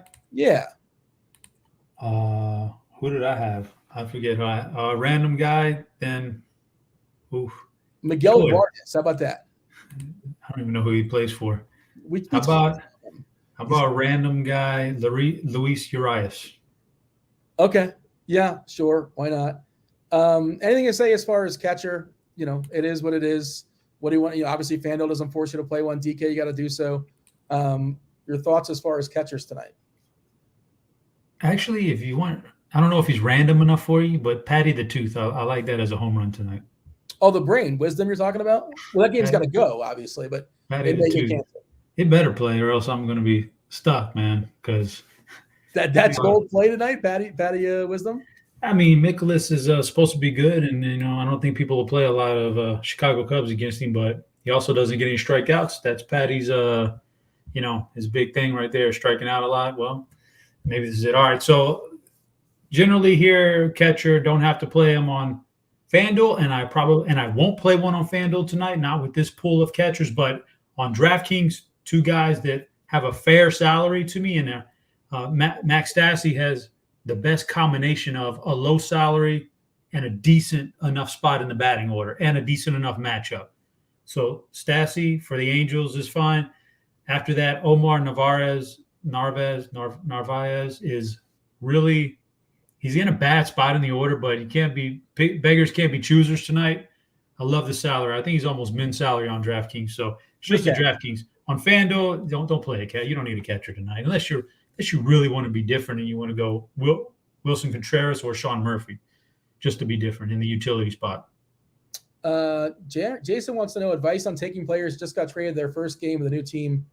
I mean, it's still baseball, right? I mean, I don't know if there's any sort of jitters for a guy like Bell or a guy like Soto. Obviously, they want to show out, but they always want to hit baseballs hard. So, and it's not like basketball where you can dictate your own usage. You can't say, hey, man, I'm going to really show out. Let me get 25 shots up. You can't take somebody else's at bat. You're going to get your 5 at bats, and that's that. Maybe just 4. So I think it's kind of nothing. Do you have a thought? Anything to add to that? Nah, not taking anybody or laying off of anybody hitting wise specifically just because they got traded. I don't think it matters. First base, Rowdy Tellez looking like the most popular guy on DK. 4.9K as far as the asking price, 19% ownership. Goldie is grabbing 15. Again, keep your eye as far as that game weather-wise. I like Walsh as a salary saver against Kaprelian. Even better on Fanduel, where he's like 2.6 or something like that. He's one of my favorite cheapies of the night. How about you? What do you think of first base? Similar guy, Tellez and Goldschmidt are fine. Josh Bell should be popular and be fine. Clean up in this new lineup. By the way, as a long-term thing, it's such a boost for Soto and Bell to be in a lineup where guys are going to be on base and they're protected behind them. So it's good for them long-term. I don't know if it pays off tonight. But the one guy that I would throw out there that might be off people's radars, I'll call it, this is not my BVP play of the day, but CJ Cron has some good BVP against Blake Snell. Enough that on a small slate like this, I can get behind that as a one-off play. That's a leverage play, right? Like I think Cron's an awesome leverage play. He's going to be reasonably owned, and I don't think it's completely insane to roster one hitter against one of your pitchers today. Cron can absolutely hit Snell for a homer, and Snell can still have a good day. I'm just talking about ways to be different in large fields. I wouldn't limit myself. As far as I'm going to open up the possibility of one of my hitters against one of my pitchers, because again, that stuff can still work. Would you do that today? Would you, if you're running 150, would you not let yourself get one hitter against a pitcher, or would you allow that? Man, I'll tell you what, usually even on a 5-game slate, it's a hard no, but it's still going to be a no. It had to be even fewer games than this, fewer options or something crazy. Like if I'm going to roster Cron tonight and I want something out of my home, even a one-off home run, but if he's giving up a home run to Cron, then he's probably it's probably not his night. I don't know. I don't know how to describe. I just can't do it. It's so counterintuitive. Travis has no Freeman mention. Yeah, like of course you can play Freeman. He's spectacular always. I got him at plus 850 to homer today on one of the sports books. Like that just seems too plus 850. Like come on, I'm going to play him. I know Cobb's more of a ground ball guy, and it's a tough ballpark. He doesn't give a lot of homers, but get out of town. Plus 850. I did this the other day with the Dodgers, and I hit like 2 of 5, so I did pretty well with that. Turner got one. Muncy got one, and they were even though he's on vacation, is Grant doing the Grant's turds thing? Yeah, the turd bombs are still. Oh shit! Okay, that one? Was that one of them? I don't think so, but I don't think it was on there. It's funny. Read the comments on the MLB Homer account. People are very upset about it. They have weird stands. Like, why don't you just pick Aaron Judge every day? They don't understand. Oh, yeah. I saw that conversation. That was a good one. Incredible. Just pick. You're a big dummy. Just pick Aaron Judge. That guy homers. Like, oh, I didn't think of that. You can just pick a guy to homer, and that's that. And there's nothing else involved. Second base. What do you have for me?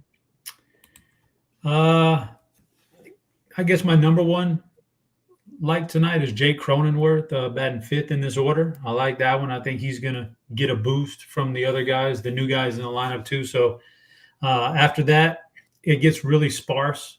Max Muncy's he's not been good this year at all. All right. Yeah. And it's very interesting to see. I can't wait till there's a lineup where there's Muncy, Bellinger, and Gallo in it on the same day, because that's quite the vacuum right there of hitters. But I gotta, he's on the list. It's a short slate, and he's batting cleanup tonight, so that's good. After that, Colton Wong, Tommy Edman also stand out. So those 4 guys, but spearheaded by Cronenworth. In my cash game on FanDuel, it'll be Jake Cronenworth.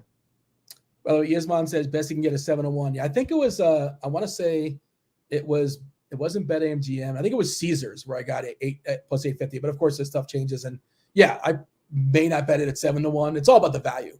That's what we're doing there. I don't think he's like, this is the day he homers. Third base, what do you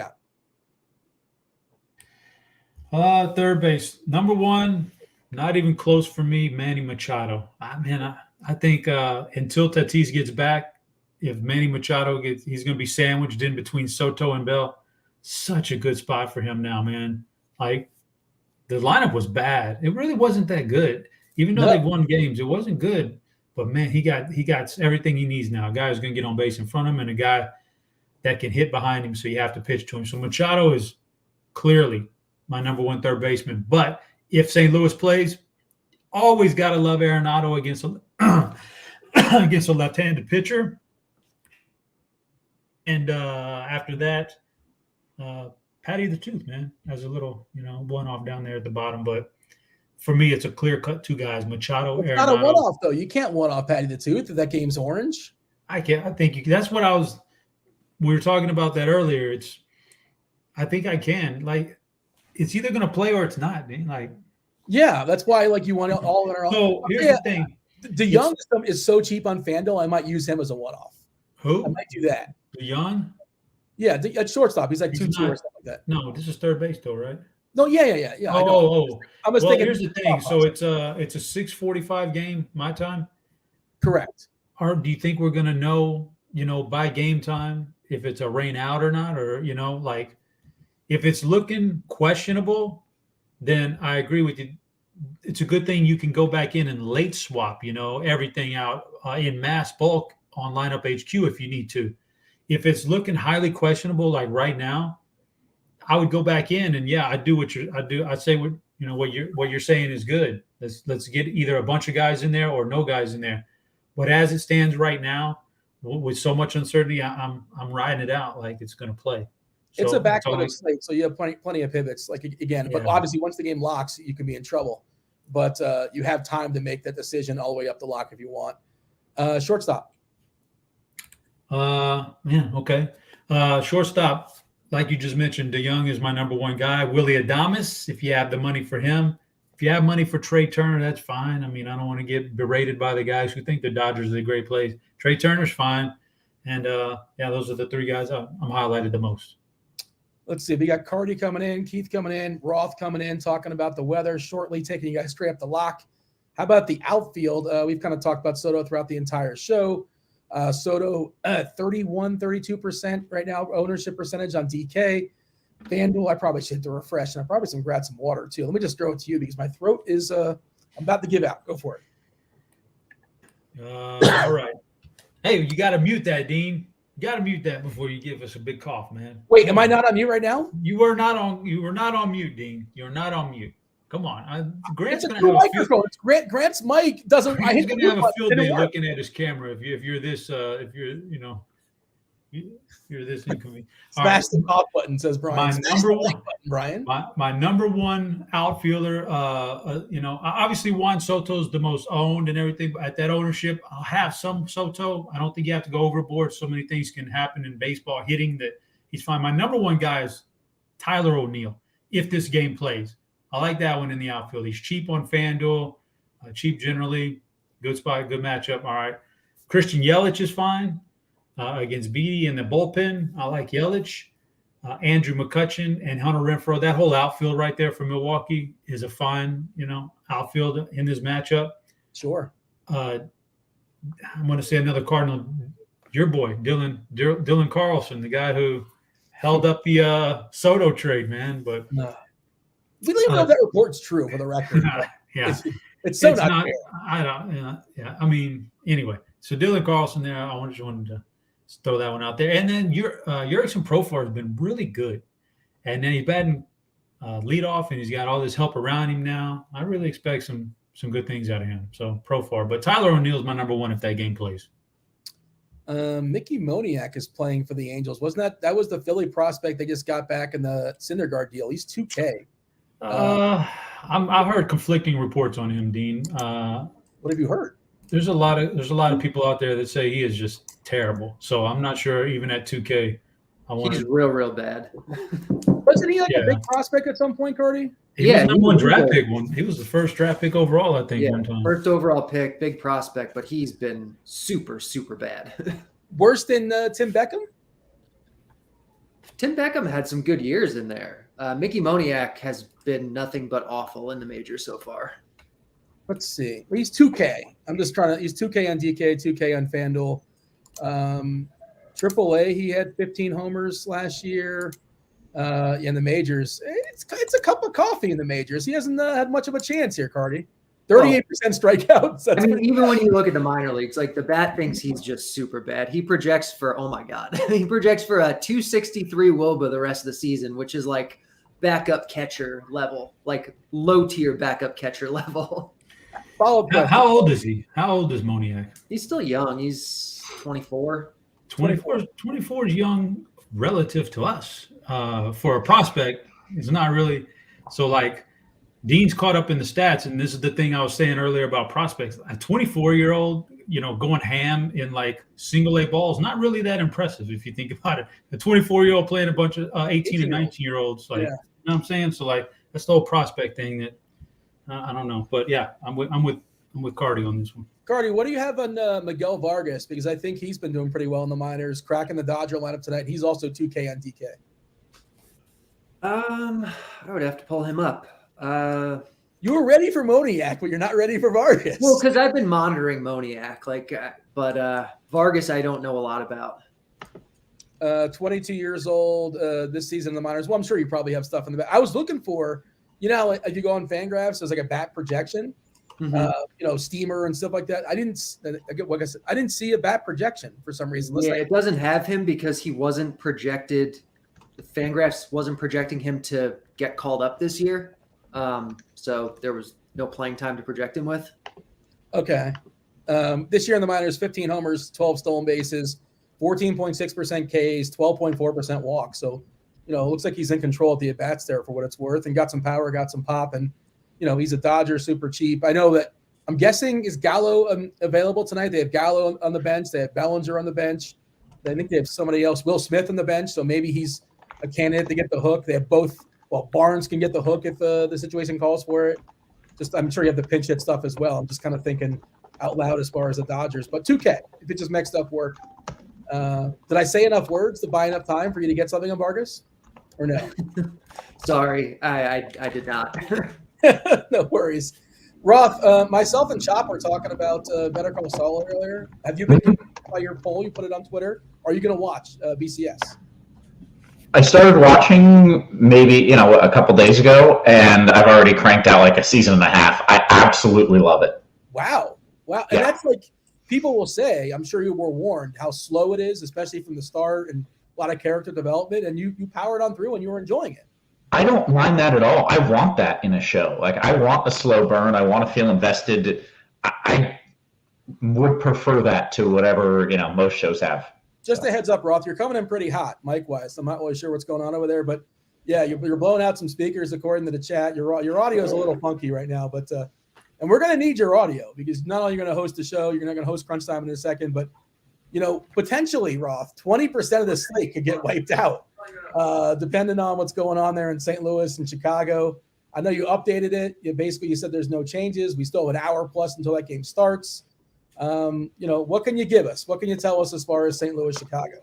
All right. Well, let's make sure that the audio is good here. So if somebody in the Discord can let me know here. It's still a little strong. I mean, you can make do. Are you hearing this as well, Keith? Is it just me? It's coming in like he's underwater almost. It's definitely not as clear as you usually are. Okay, well, I think it might be on the wrong mic, so y'all talk amongst yourselves. I'm going to figure that out, and then I'll give a little weather update. Hey, Keith, how are things in your world? As we give Roth a second. Do you have any? Things are good, Dean. Juan Soto, I'm sure you saw this. Juan Soto, he's a Padre. I did. I saw that, yeah. Oh, you know what? I have a question for Carty. Carty, you said the other day, hey, everybody thinks Joey Gallo sucks, but guess what? The best team in the world is interested. They want Joey Gallo. This team is smarter than everybody. But are we sure, Carty? Are we certain the Dodgers are still the best team in the world? They still are, yeah. When they're full strength, they definitely are. Although, one thing I did learn from putting that tweet out, there are legit real life people who live in New York who think the Yankees are better than the Dodgers. And no joking, no anything. There's a lot of people who really truly believe that in their soul, and they could not be more wrong. Producer in chat, Kevin, says, I think it's the wrong mic setting in StreamYard. So potentially that's it as well. If you're trying to figure out what's going on there mic-wise. I'm trying to figure it out. My kid thinks that this is the best playground in the house, is right around my microphone. So she probably pulled some cords. But is it sound any better to you, Dean? Hey, I just want to know what's going on in Chicago. I can hear you, it's a little bit underwater, but I just want to know what's going on in St. Louis. Do you have an update? I'm sure the people want to know as well. Sure. Sorry about the underwater weather forecast here, but If you look at weather.com or one of these sites, the same sites that told you it wasn't going to rain in Chicago, it looks like an absolute 100% washout in St. Louis. I don't think that's the case. It's going to be light rain for an hour or so, and then you've got this little window, 2, maybe 3 hours, and then storms move in and it's a washout. I would not do it in cash games, and I would not randomly sprinkle in players throughout my GPPs. But if you want to load up and, load up on a stack in low amounts of it, I don't think you should have, 70% of your lineups being these guys. I think, maybe my input level is just a little high. Fun fact for anybody who's just joining us, Kevin Roth is actually streaming in from the International Space Station, and that's why he sounds this way. Yeah. Sorry about that, guys. I think it might just be a little hot, so I'll work on it as we go here. I wouldn't put any more than 20% ownership in it, and I wouldn't play it in cash. But if you really feel like, hey, this is the best spot, and you want to throw a stack or two in, I don't think it's insane, and I think it's probably going to come at really low ownership too. Chop, you got anything else with the boys here? No, but I got just one last parting thing for Coast Campbell in chat, who says he believes the Yankees are better than the Dodgers. My friend, the Yankees are not even better than the Astros. I hate to tell you this. You're going to find that out soon enough. Oh, wow. And even if the Astros, baseball variants, any team could win a 3-game series, a 5-game series against another team. But what's your thoughts on that, Carty? Carty, who are the top 3 teams in baseball? It's definitely the Dodgers. I'd have to look at how the Padres are projecting now after making their moves, but there's probably a decent chance they're up there. But I would say the Yankees and the Astros are probably 2 and 3. Maybe Braves are close. Oh, I got a Keith question. Keith, you're a Cub fan, right? I am. What Contreras? Hap? What's the story? Why?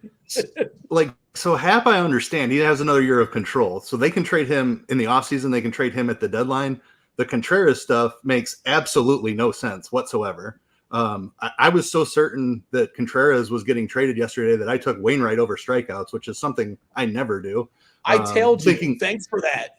Yeah, sorry about that. But I mean, if you would have asked me what are the chances that Contreras gets traded today, I would have put it around 85-90%, and that 10% came through. Contreras himself would have put it at around 85 or 90 or 100%. There was like a whole farewell tour for him. Yeah, exactly. There was a whole farewell tour for him all week. He was hugging people in the dugout. Just unbelievable. Like, I heard that there was pick, I guess, but there had to be a better return out there. So you can get compensation if he leaves in the offseason, and I don't know what the ask was. I just can't imagine no teams were interested. He's a good stick. He can catch as well. Carty, is it possible the compensation, which is, I don't know, a first-round pick or something like that, or late first, early second, whatever, is it comparable or better than what the haul back for Contreras would have been? It just seems weird. It seems very weird. I mean, you don't know what the negotiations were like, but I find it very hard to believe that those compensation picks are like they couldn't get anything better than that in a trade for one of the best hitting catchers in baseball. Like it makes very little sense. Roth, I hopefully bought you enough time. More it's a 5-game slate. You guys are gonna trust me. I promise you. You're gonna have plenty of time to talk about the position. Go around the horn. Spoiler alert: Carty's gonna like Ohtani, and so is Keith, and so is everybody else. Indeed, that's just how that's gonna go, and the Padres too, probably. But the FanDuel sponsor, Crunch Time, it starts now. On behalf of myself and Chop, thanks for watching. Do hit that like button as you guys are hanging out, watching Strap the Lock, and then. Also, if you guys aren't aware, producer Devin dropped a contest in the chat, a DraftKings contest in the chat. It's 50 people. If you finish first, you get RG swag. It's a regular, $5 contest as is. In addition to added value, Devin will hook you up with some RotoGrinders swag. That said, Roth, it's all yours. The FanDuel sponsor, Crunch Time, it starts now. Appreciate it, guys. Sorry about those mic issues. It might still be coming in hot. I lowered the gain and did everything, but we'll try to get that working out kind of as we go through this. In the meantime, how are you guys? Carty, Ice, you feeling good? Yeah, feeling good. A little 5-game slate here. It's an interesting one. I think there's some good stuff on this. Okay. Any issues with just completely fading this in cash, Carty, or is that what you're already planning? This is the Cardinals game we're talking about. Yeah. I mean, we're talking hitters too. You're saying to fade? In cash, yeah. I mean, I guess if we have to. I just don't think Young, it's safe enough. Probably the one. Yeah, I mean, ruling out an entire game on a 5-game slate is never like ideal, but it's not like, I guess, you definitely don't have to have anybody from this game. Yeah. I just don't think you should do it in cash. And if you look at, like I said, you look at weather.com or AccuWeather, whatever, it thinks it's going to rain for the next 8 hours. And I don't think that's the case, but I think that window is pretty slim. So even if they do start playing, I'm not sure if they finish the game. So, even if it does go, if everything goes right, you still might only get 7 innings out of it. I'm trying to whisper so that I don't blow out people's eardrums, and I might jump out and come back in and unplug things because I hate having tech issues here. I've got both producers kind of hitting me up here. But why don't we talk about the slate in general? And Carty, I'll let you kind of lead into it and talk about some of the pitchers as well. Yeah, as Dean kind of alluded to, Ohtani is the clear best pitcher on this slate, like by a lot. He's one of the best pitchers in this spot that we've seen in quite a while. He projects for over 25 DraftKings points, which is a big number. He's against the A's. The A's are a very, very bad offense, perhaps the worst offense in baseball. And Ohtani is one of the absolute best pitchers in baseball. So it's kind of a no-brainer with him. I do think on FanDuel, where you get a big price gap between him and Blake Snell, I do think you can make the case for playing Snell in cash over Ohtani, because Snell also projects incredibly well today. He's facing the Rockies. They're outside of Coors Field. They are a pretty bad offense to begin with. And so if you want to save the 2+K on FanDuel, I'm fine playing Snell, especially in a GPP where Ohtani is going to be higher owned than Snell. Being heavier on Snell, I think, is totally fine. On DraftKings, where you're playing 2 guys, just play both of them, and that's it. Like, Snell is ridiculously cheap on DraftKings, and that's kind of it for cash games. And then in GPPs, there's only especially if we're ruling out Cardinals Cubs, there's 4 other pitchers on the slate. So I guess they're all kind of viable. You really can play any of them, I guess. Urias is fine. I think Alex Cobb is really interesting against a really watered down Dodgers lineup tonight. I'd probably rule out Freddie Peralta only because he's going to be limited. I don't think there's enough upside for him, and he's expensive. He'd be the guy that I'd probably throw out. And then I don't love him, but if you want to play James Caprillion, fine. In a GPP on this slate, I'm fine with that. Okay. Ice, you got any other takes here? I mean, it doesn't seem like there's a whole lot of options to be taken. There's not a whole lot of options. Ohtani is far and away the best option on the slate. He'd be the best option on most slates. His recent form is outstanding as well. Double-digit strikeouts in his last 6 starts. His strikeout rate over those starts is 45%. Dude has just been absolutely shoving every time out there. So I'm just locking him in. He'll be in every single lineup I build. On DraftKings, where you have to play 2, I do like the spot for Snell. And he has way more upside than a lot of guys. I do like that Carty mentioned Alex Cobb, somebody that I'm on today as well. 11 in his last start, a guy that we were kind of excited about a velocity increase coming into the season. And then he's had a really rough season, dealt with a couple of injuries and has had some terrible batted ball luck. So Cobb is a really good pitcher, and he's a different pitcher than he has been throughout his career. Look at the Dodgers, and you think you don't want to play him, but I think he can win this matchup, especially like Carty mentioned, a couple of guys missing from the lineup, a little bit watered down compared to what it usually is. So Alex Cobb over Blake Snell, I'm totally fine with something like that. And then Caprillion, the Angels strike out a ton. I don't think he's great or anything like that, but just play for some game theory and some random variants. You can take some shots on Caprillion too. Okay. Let's talk about some of the stacks, and Ice, you can lead us off there. All right. Up stack on the slate. This lineup is going to be loaded once they get Tatis. Pretty adding and Cool, who's not a very good pitcher, struggles with lefties and chalk. Josh Bell will be pretty popular. The Padres will be the most popular team on the slate for sure. Second, I think they set up very well. Tyler Beede is starting for the Pirates, probably not going to go super deep into the game. Pirates don't have a very good bullpen, so they're set up really well. And then depending on if anything breaks here in that Cubs-Cardinals game, St. Louis is a team I would look to next. They set up really well against left-handed pitching. Justin Steele has been decent at times this year, but he's really struggled at other times. He can get wild, can give up a lot of hard contact, and you've got guys, the right-handed power on the Cardinals just sets up phenomenally here. Goldschmidt and Arenado in particular, a couple of cheap guys in the outfield as well that make a lot of sense. So I really want to play some Cardinals, hoping we get some good news here in the next couple of minutes. After that, I think you're doing things to be different. Go ahead. Let's assume we don't get any news in the next few minutes, because I don't expect we will. What are you going to do about St. Louis? Like, I've given you the forecast.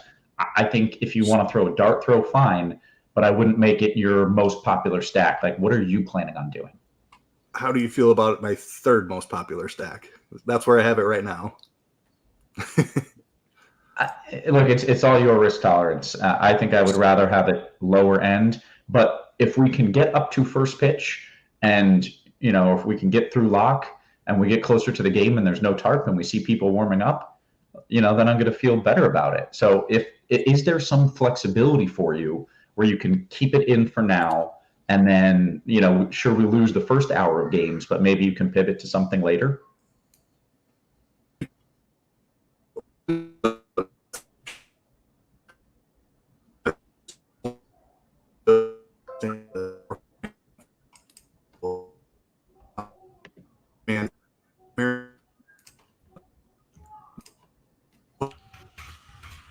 I can't hear anything. Carty, can you hear us? Okay, I'm wondering if it's my internet connection, but I think it might be his. Yeah, he's been cutting in and out a little bit. All right.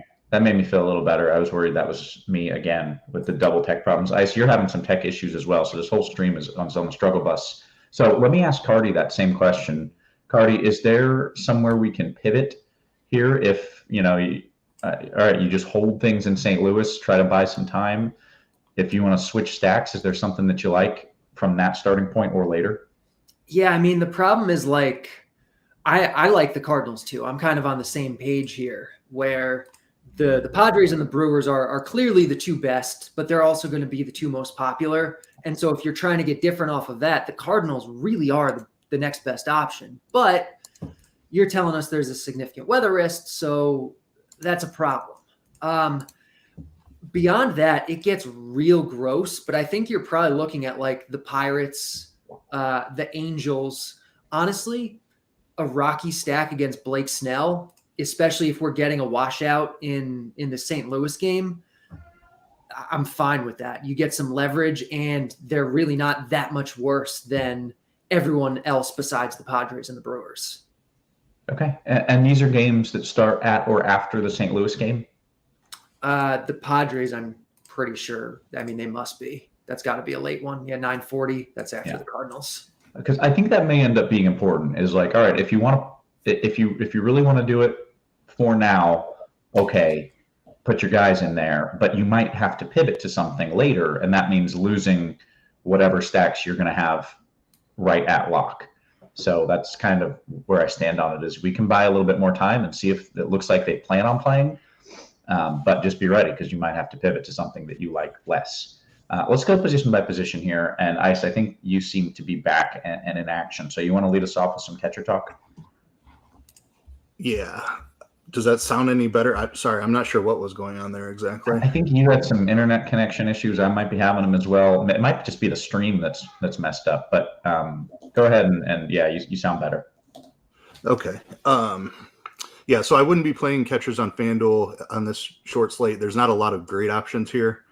On DK, looking probably to stay in this 3K range with guys like Omar Narvaez, Jorge Alfaro in my San Diego stacks. Sean Murphy is fine for Oakland, but yeah, there's not a ton to love here. Okay. Carty? Yeah, it's not great. Wilson Contreras is definitely the top guy, but it's this weather game. So if you can't play him, like you probably are looking at like Alfaro, Murphy, Max Stassi, or just outright punting it. You can just punt it with like Narvaez or, I mean, even like Austin Barnes or like Tyler Heineman in a GPP are like fine. But I think I'd probably rather live in that like Alfaro Stassi range. Okay. And Elias Diaz for sure in your Colorado stacks. Okay. Take us to first. Again, Goldie's kind of the top guy here, but we probably can't play him. Rowdy Tellez is in a really good spot. Beatty's not very good. Beatty's actually terrible. He's not going to go super deep into the game, but Tellez will still get a good amount. Probably 2 at-bats against him. And he's pretty cheap on both sites. On FanDuel in particular, he's 3-4. Josh Bell is 3-2 on FanDuel against Cool. Milwaukee and San Diego are going to have like some of the top guys at every position, especially if you're ruling out the Cardinals. So they're kind of like the cream of the crop. And then if you want to get different, you have like Jared Walsh for 2-6 on FanDuel. He's 3-4 on DraftKings, so he's definitely in play there also. I don't hate Seth Brown against Ohtani at 3K. That's first. Ice, you want to add anything there at first? Carty named everybody. Guys I really like, Rowdy Tellez as a pivot off of Bell. Both of those guys are going to be a little bit popular. Jared Walsh, really like his price a lot. And if we can play some Goldschmidt, absolutely love him. Okay, take us to second. All right, another Padre. It's going to be Jake Cronenworth, the top option here at the position. Colton Wong is also really cheap. So if you don't quite have enough to get it to Cronenworth, I think Colton Wong is a nice consolation prize. Tommy Edman would be the Cardinal here. He's up in the 2-hole today. So if that game plays, I do like him. And I don't mind some Dodgers lefties against Cobb. I'm going to have more Cobb than I will Dodgers probably, but Gavin Lux is a fine play here up at in the 6-hole for the Dodgers. Okay. Carty? Yeah, Cronenworth's the top guy. Wong's really good. Edman, if it plays, is really good.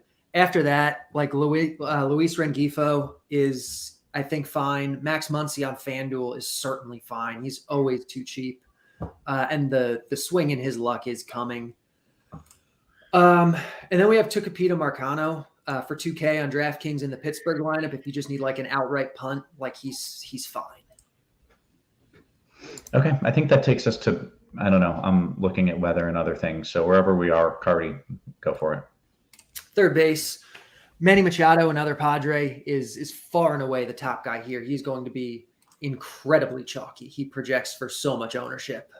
He's really good on both sites. I think in cash, you probably try to get to him, but you can also just spend down. Like on FanDuel, you have Muncy here as well. You have Luis Urias for Milwaukee, who's pretty cheap. On DraftKings, you have Miguel Vargas for 2K in this Dodgers lineup, who's fine. So I think that's kind of your cash options. And then in GPPs, like Urias in your Brewer stacks. Brandon Drury, even though he's super expensive on DraftKings, like you can play him in your Padres stacks, that kind of thing. Arenado, obviously, if you're risking the rain in St. Louis. Okay. Ice, you want to go through third?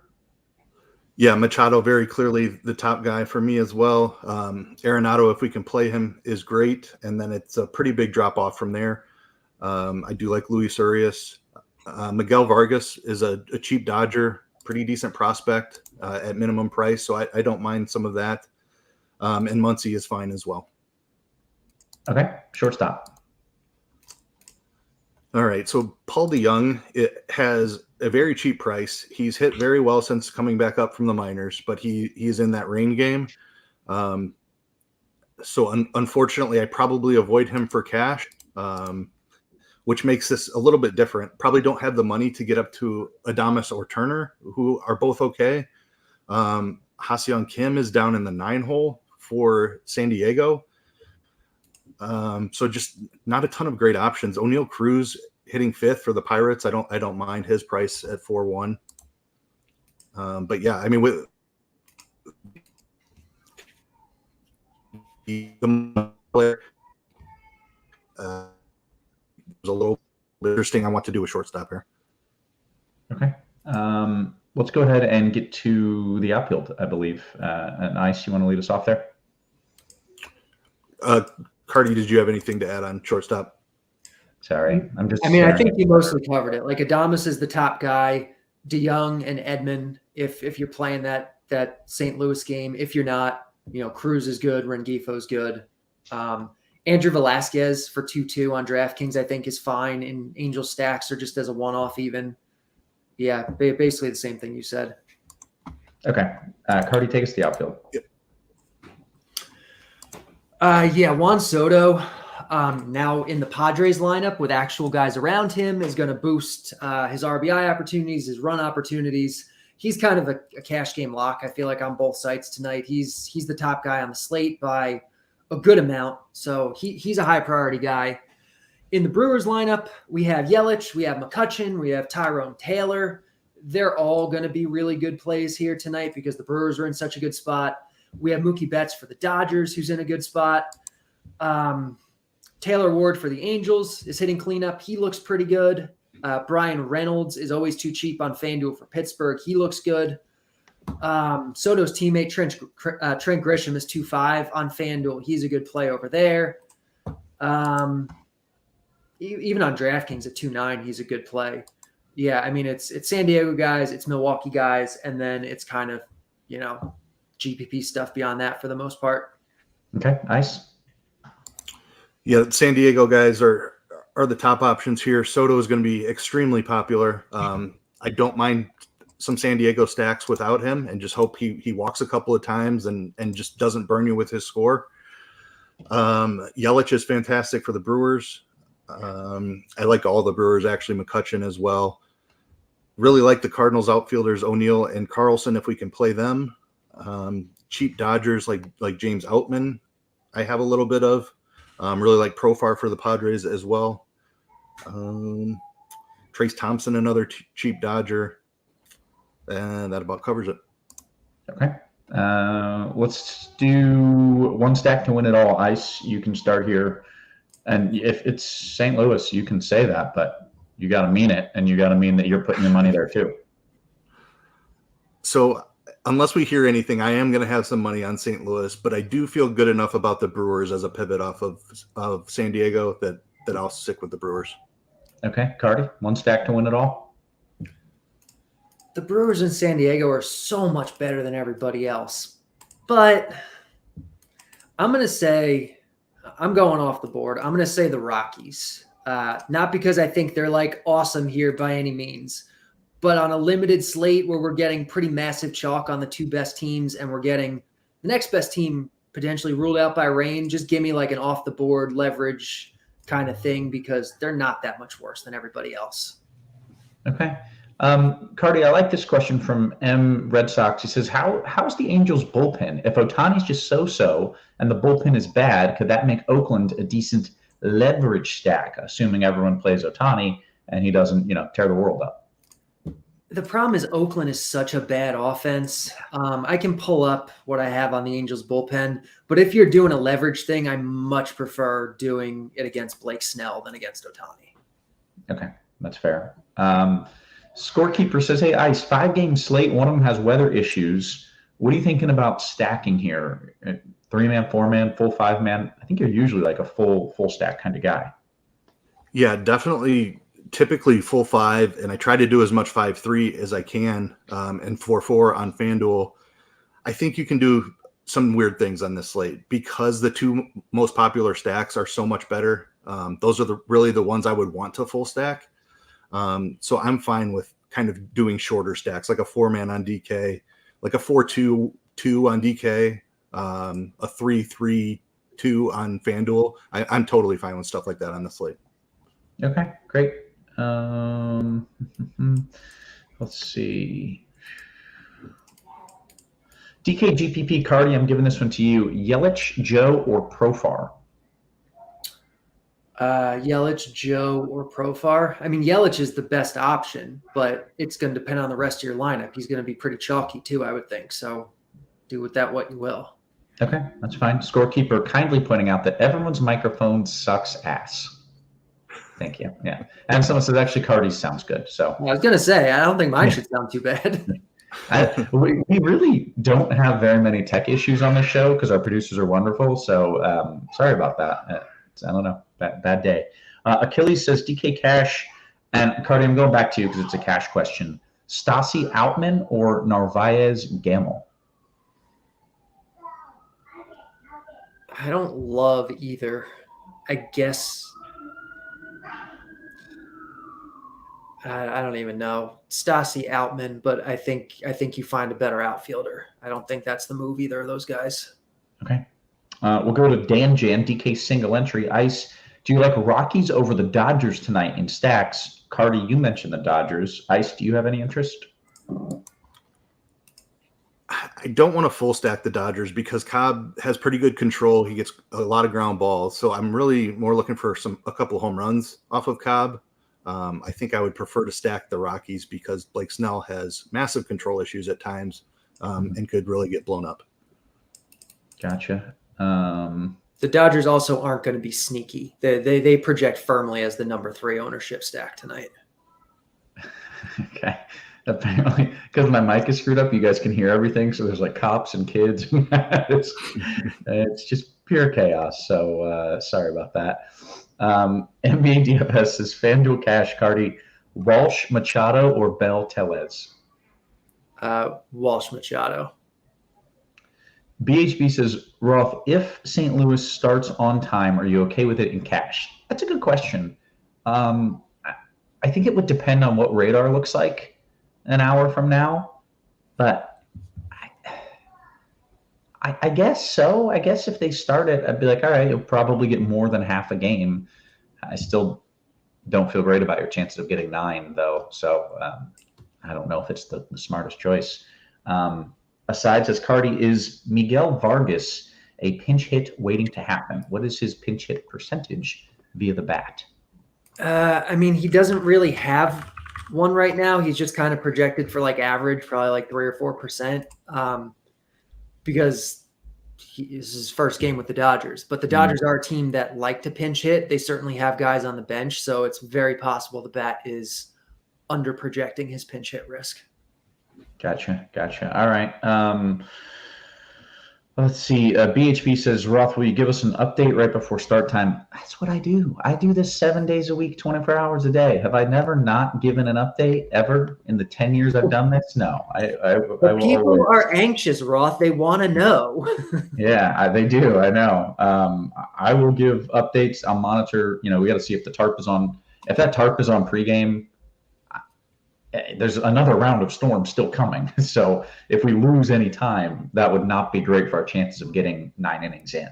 So we need that tarp free and we need them warming up pregame. Otherwise, I'd be pretty nervous about it with this next batch of rain coming in. All right, we've got 5 minutes here caught up on the Discord. Let's jump on over here. People are saying the cop noise was for me stealing someone's internet. That's good. Let's see here. FanDuel single entry GPP. Ice, you want Tellez or Nolan in util? Nolan Arenado. Is there another Nolan? Not that I can think. Nolan Gorman, but I don't think he's in the lineup. That entirely depends on your risk tolerance. If it's Tellez or Arenado, I'd probably just go Tellez to be safe. But okay. Danny P says, Carty, sup guys? Go Mariners all the way.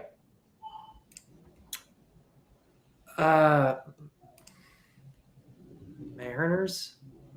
Because they rocked Garrett Cole. Yeah, they hit like 3 or 4 home runs off Garrett Cole. Yeah, Mariners played today. Oh. Okay, maybe I scrolled up too much. That's not out of the question. That guy had a good day if he played Mariners. Okay, yeah, maybe he was just proud of his Mariners. That's possible. Let's see. Did we talk about Outman Briefly. I mean, he's on the Dodgers. He's kind of buried in the lineup. Like I've heard a lot of people mention him. So can I? He's minimum price. He's min price. He's a prospect. You know, people love that kind of thing. He's fine. Okay, but he's not the prospect that you were talking about with Dean earlier, who is min price but just sucks. No. Although for what it's worth, Outman really doesn't project to be that good either. Okay, but better than who was the other guy? Mickey Moniak. Mickey, great name. Shame he sucks at baseball. Good name. Let's see. We got 3-4 minutes here. FanDuel Cash Carty coming to you here. Ward Reynolds or Profar and Walsh? Ward Reynolds or Profar Walsh. Mm-hmm. It's close. I'd say Ward Reynolds. Okay. If the game ends early, you still get stats from the game up until that point, correct? I think that is correct. It used to not be the case if the game didn't go like 5.5 or 5.25, 5 1/3, whatever the hell it is. But now I believe the sites have changed it so that you get whatever happens, right? Yeah, it That's used correct. to be the case where you didn't, but you do now. Yeah. Let's see. DKGPP from Amateur Hour, Ice, Capellian and Turner, or Urias and Edman? I'm taking some shots on Caprillion. I just he has more strikeout upside than usual because it's the Angels, and Urias just isn't a big strikeout guy in general, and he's a lot more expensive. So I'll take the Caprillion side of that. Okay. Beaner, FanDuel Cash, Carty, who would you stack and what pitcher would you play? So Cash, I'll answer this for you. We're not trying to stack in Cash. We're just trying to find the best players. There's no need to stack. We're going to pick and choose the best values and the best bats that we can get. That is the answer. Yeah, I'm good at this. But what pitcher would you play? Did it give a site? Is this FanDuel? It was FanDuel, yeah. I think you can get away with playing Snell. If you want to play Ohtani, that's fine. But I think you can take the discount on Snell. I don't think anybody else is viable. Okay, great. Let's see. Got just a couple minutes left. FanDuel, last piece, McCutchen or Reynolds, Ice? McCutchen.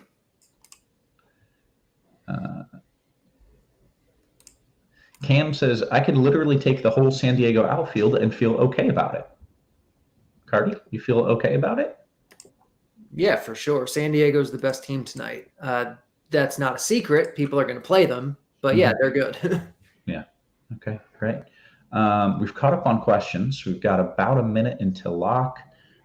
No major changes in St. Louis. I honestly still think the most likely outcome after all of this back and forth, what's going to happen, is that they're going to postpone the game ahead of first pitch. I think that's slightly over a 50% chance that they just say, hey, we're not going to even try this.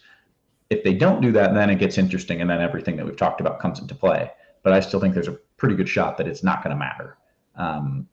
That being said, I don't think it's crazy to hold a St. Louis stack right now and pivot off later, once we get that news, because it's not a definite washout.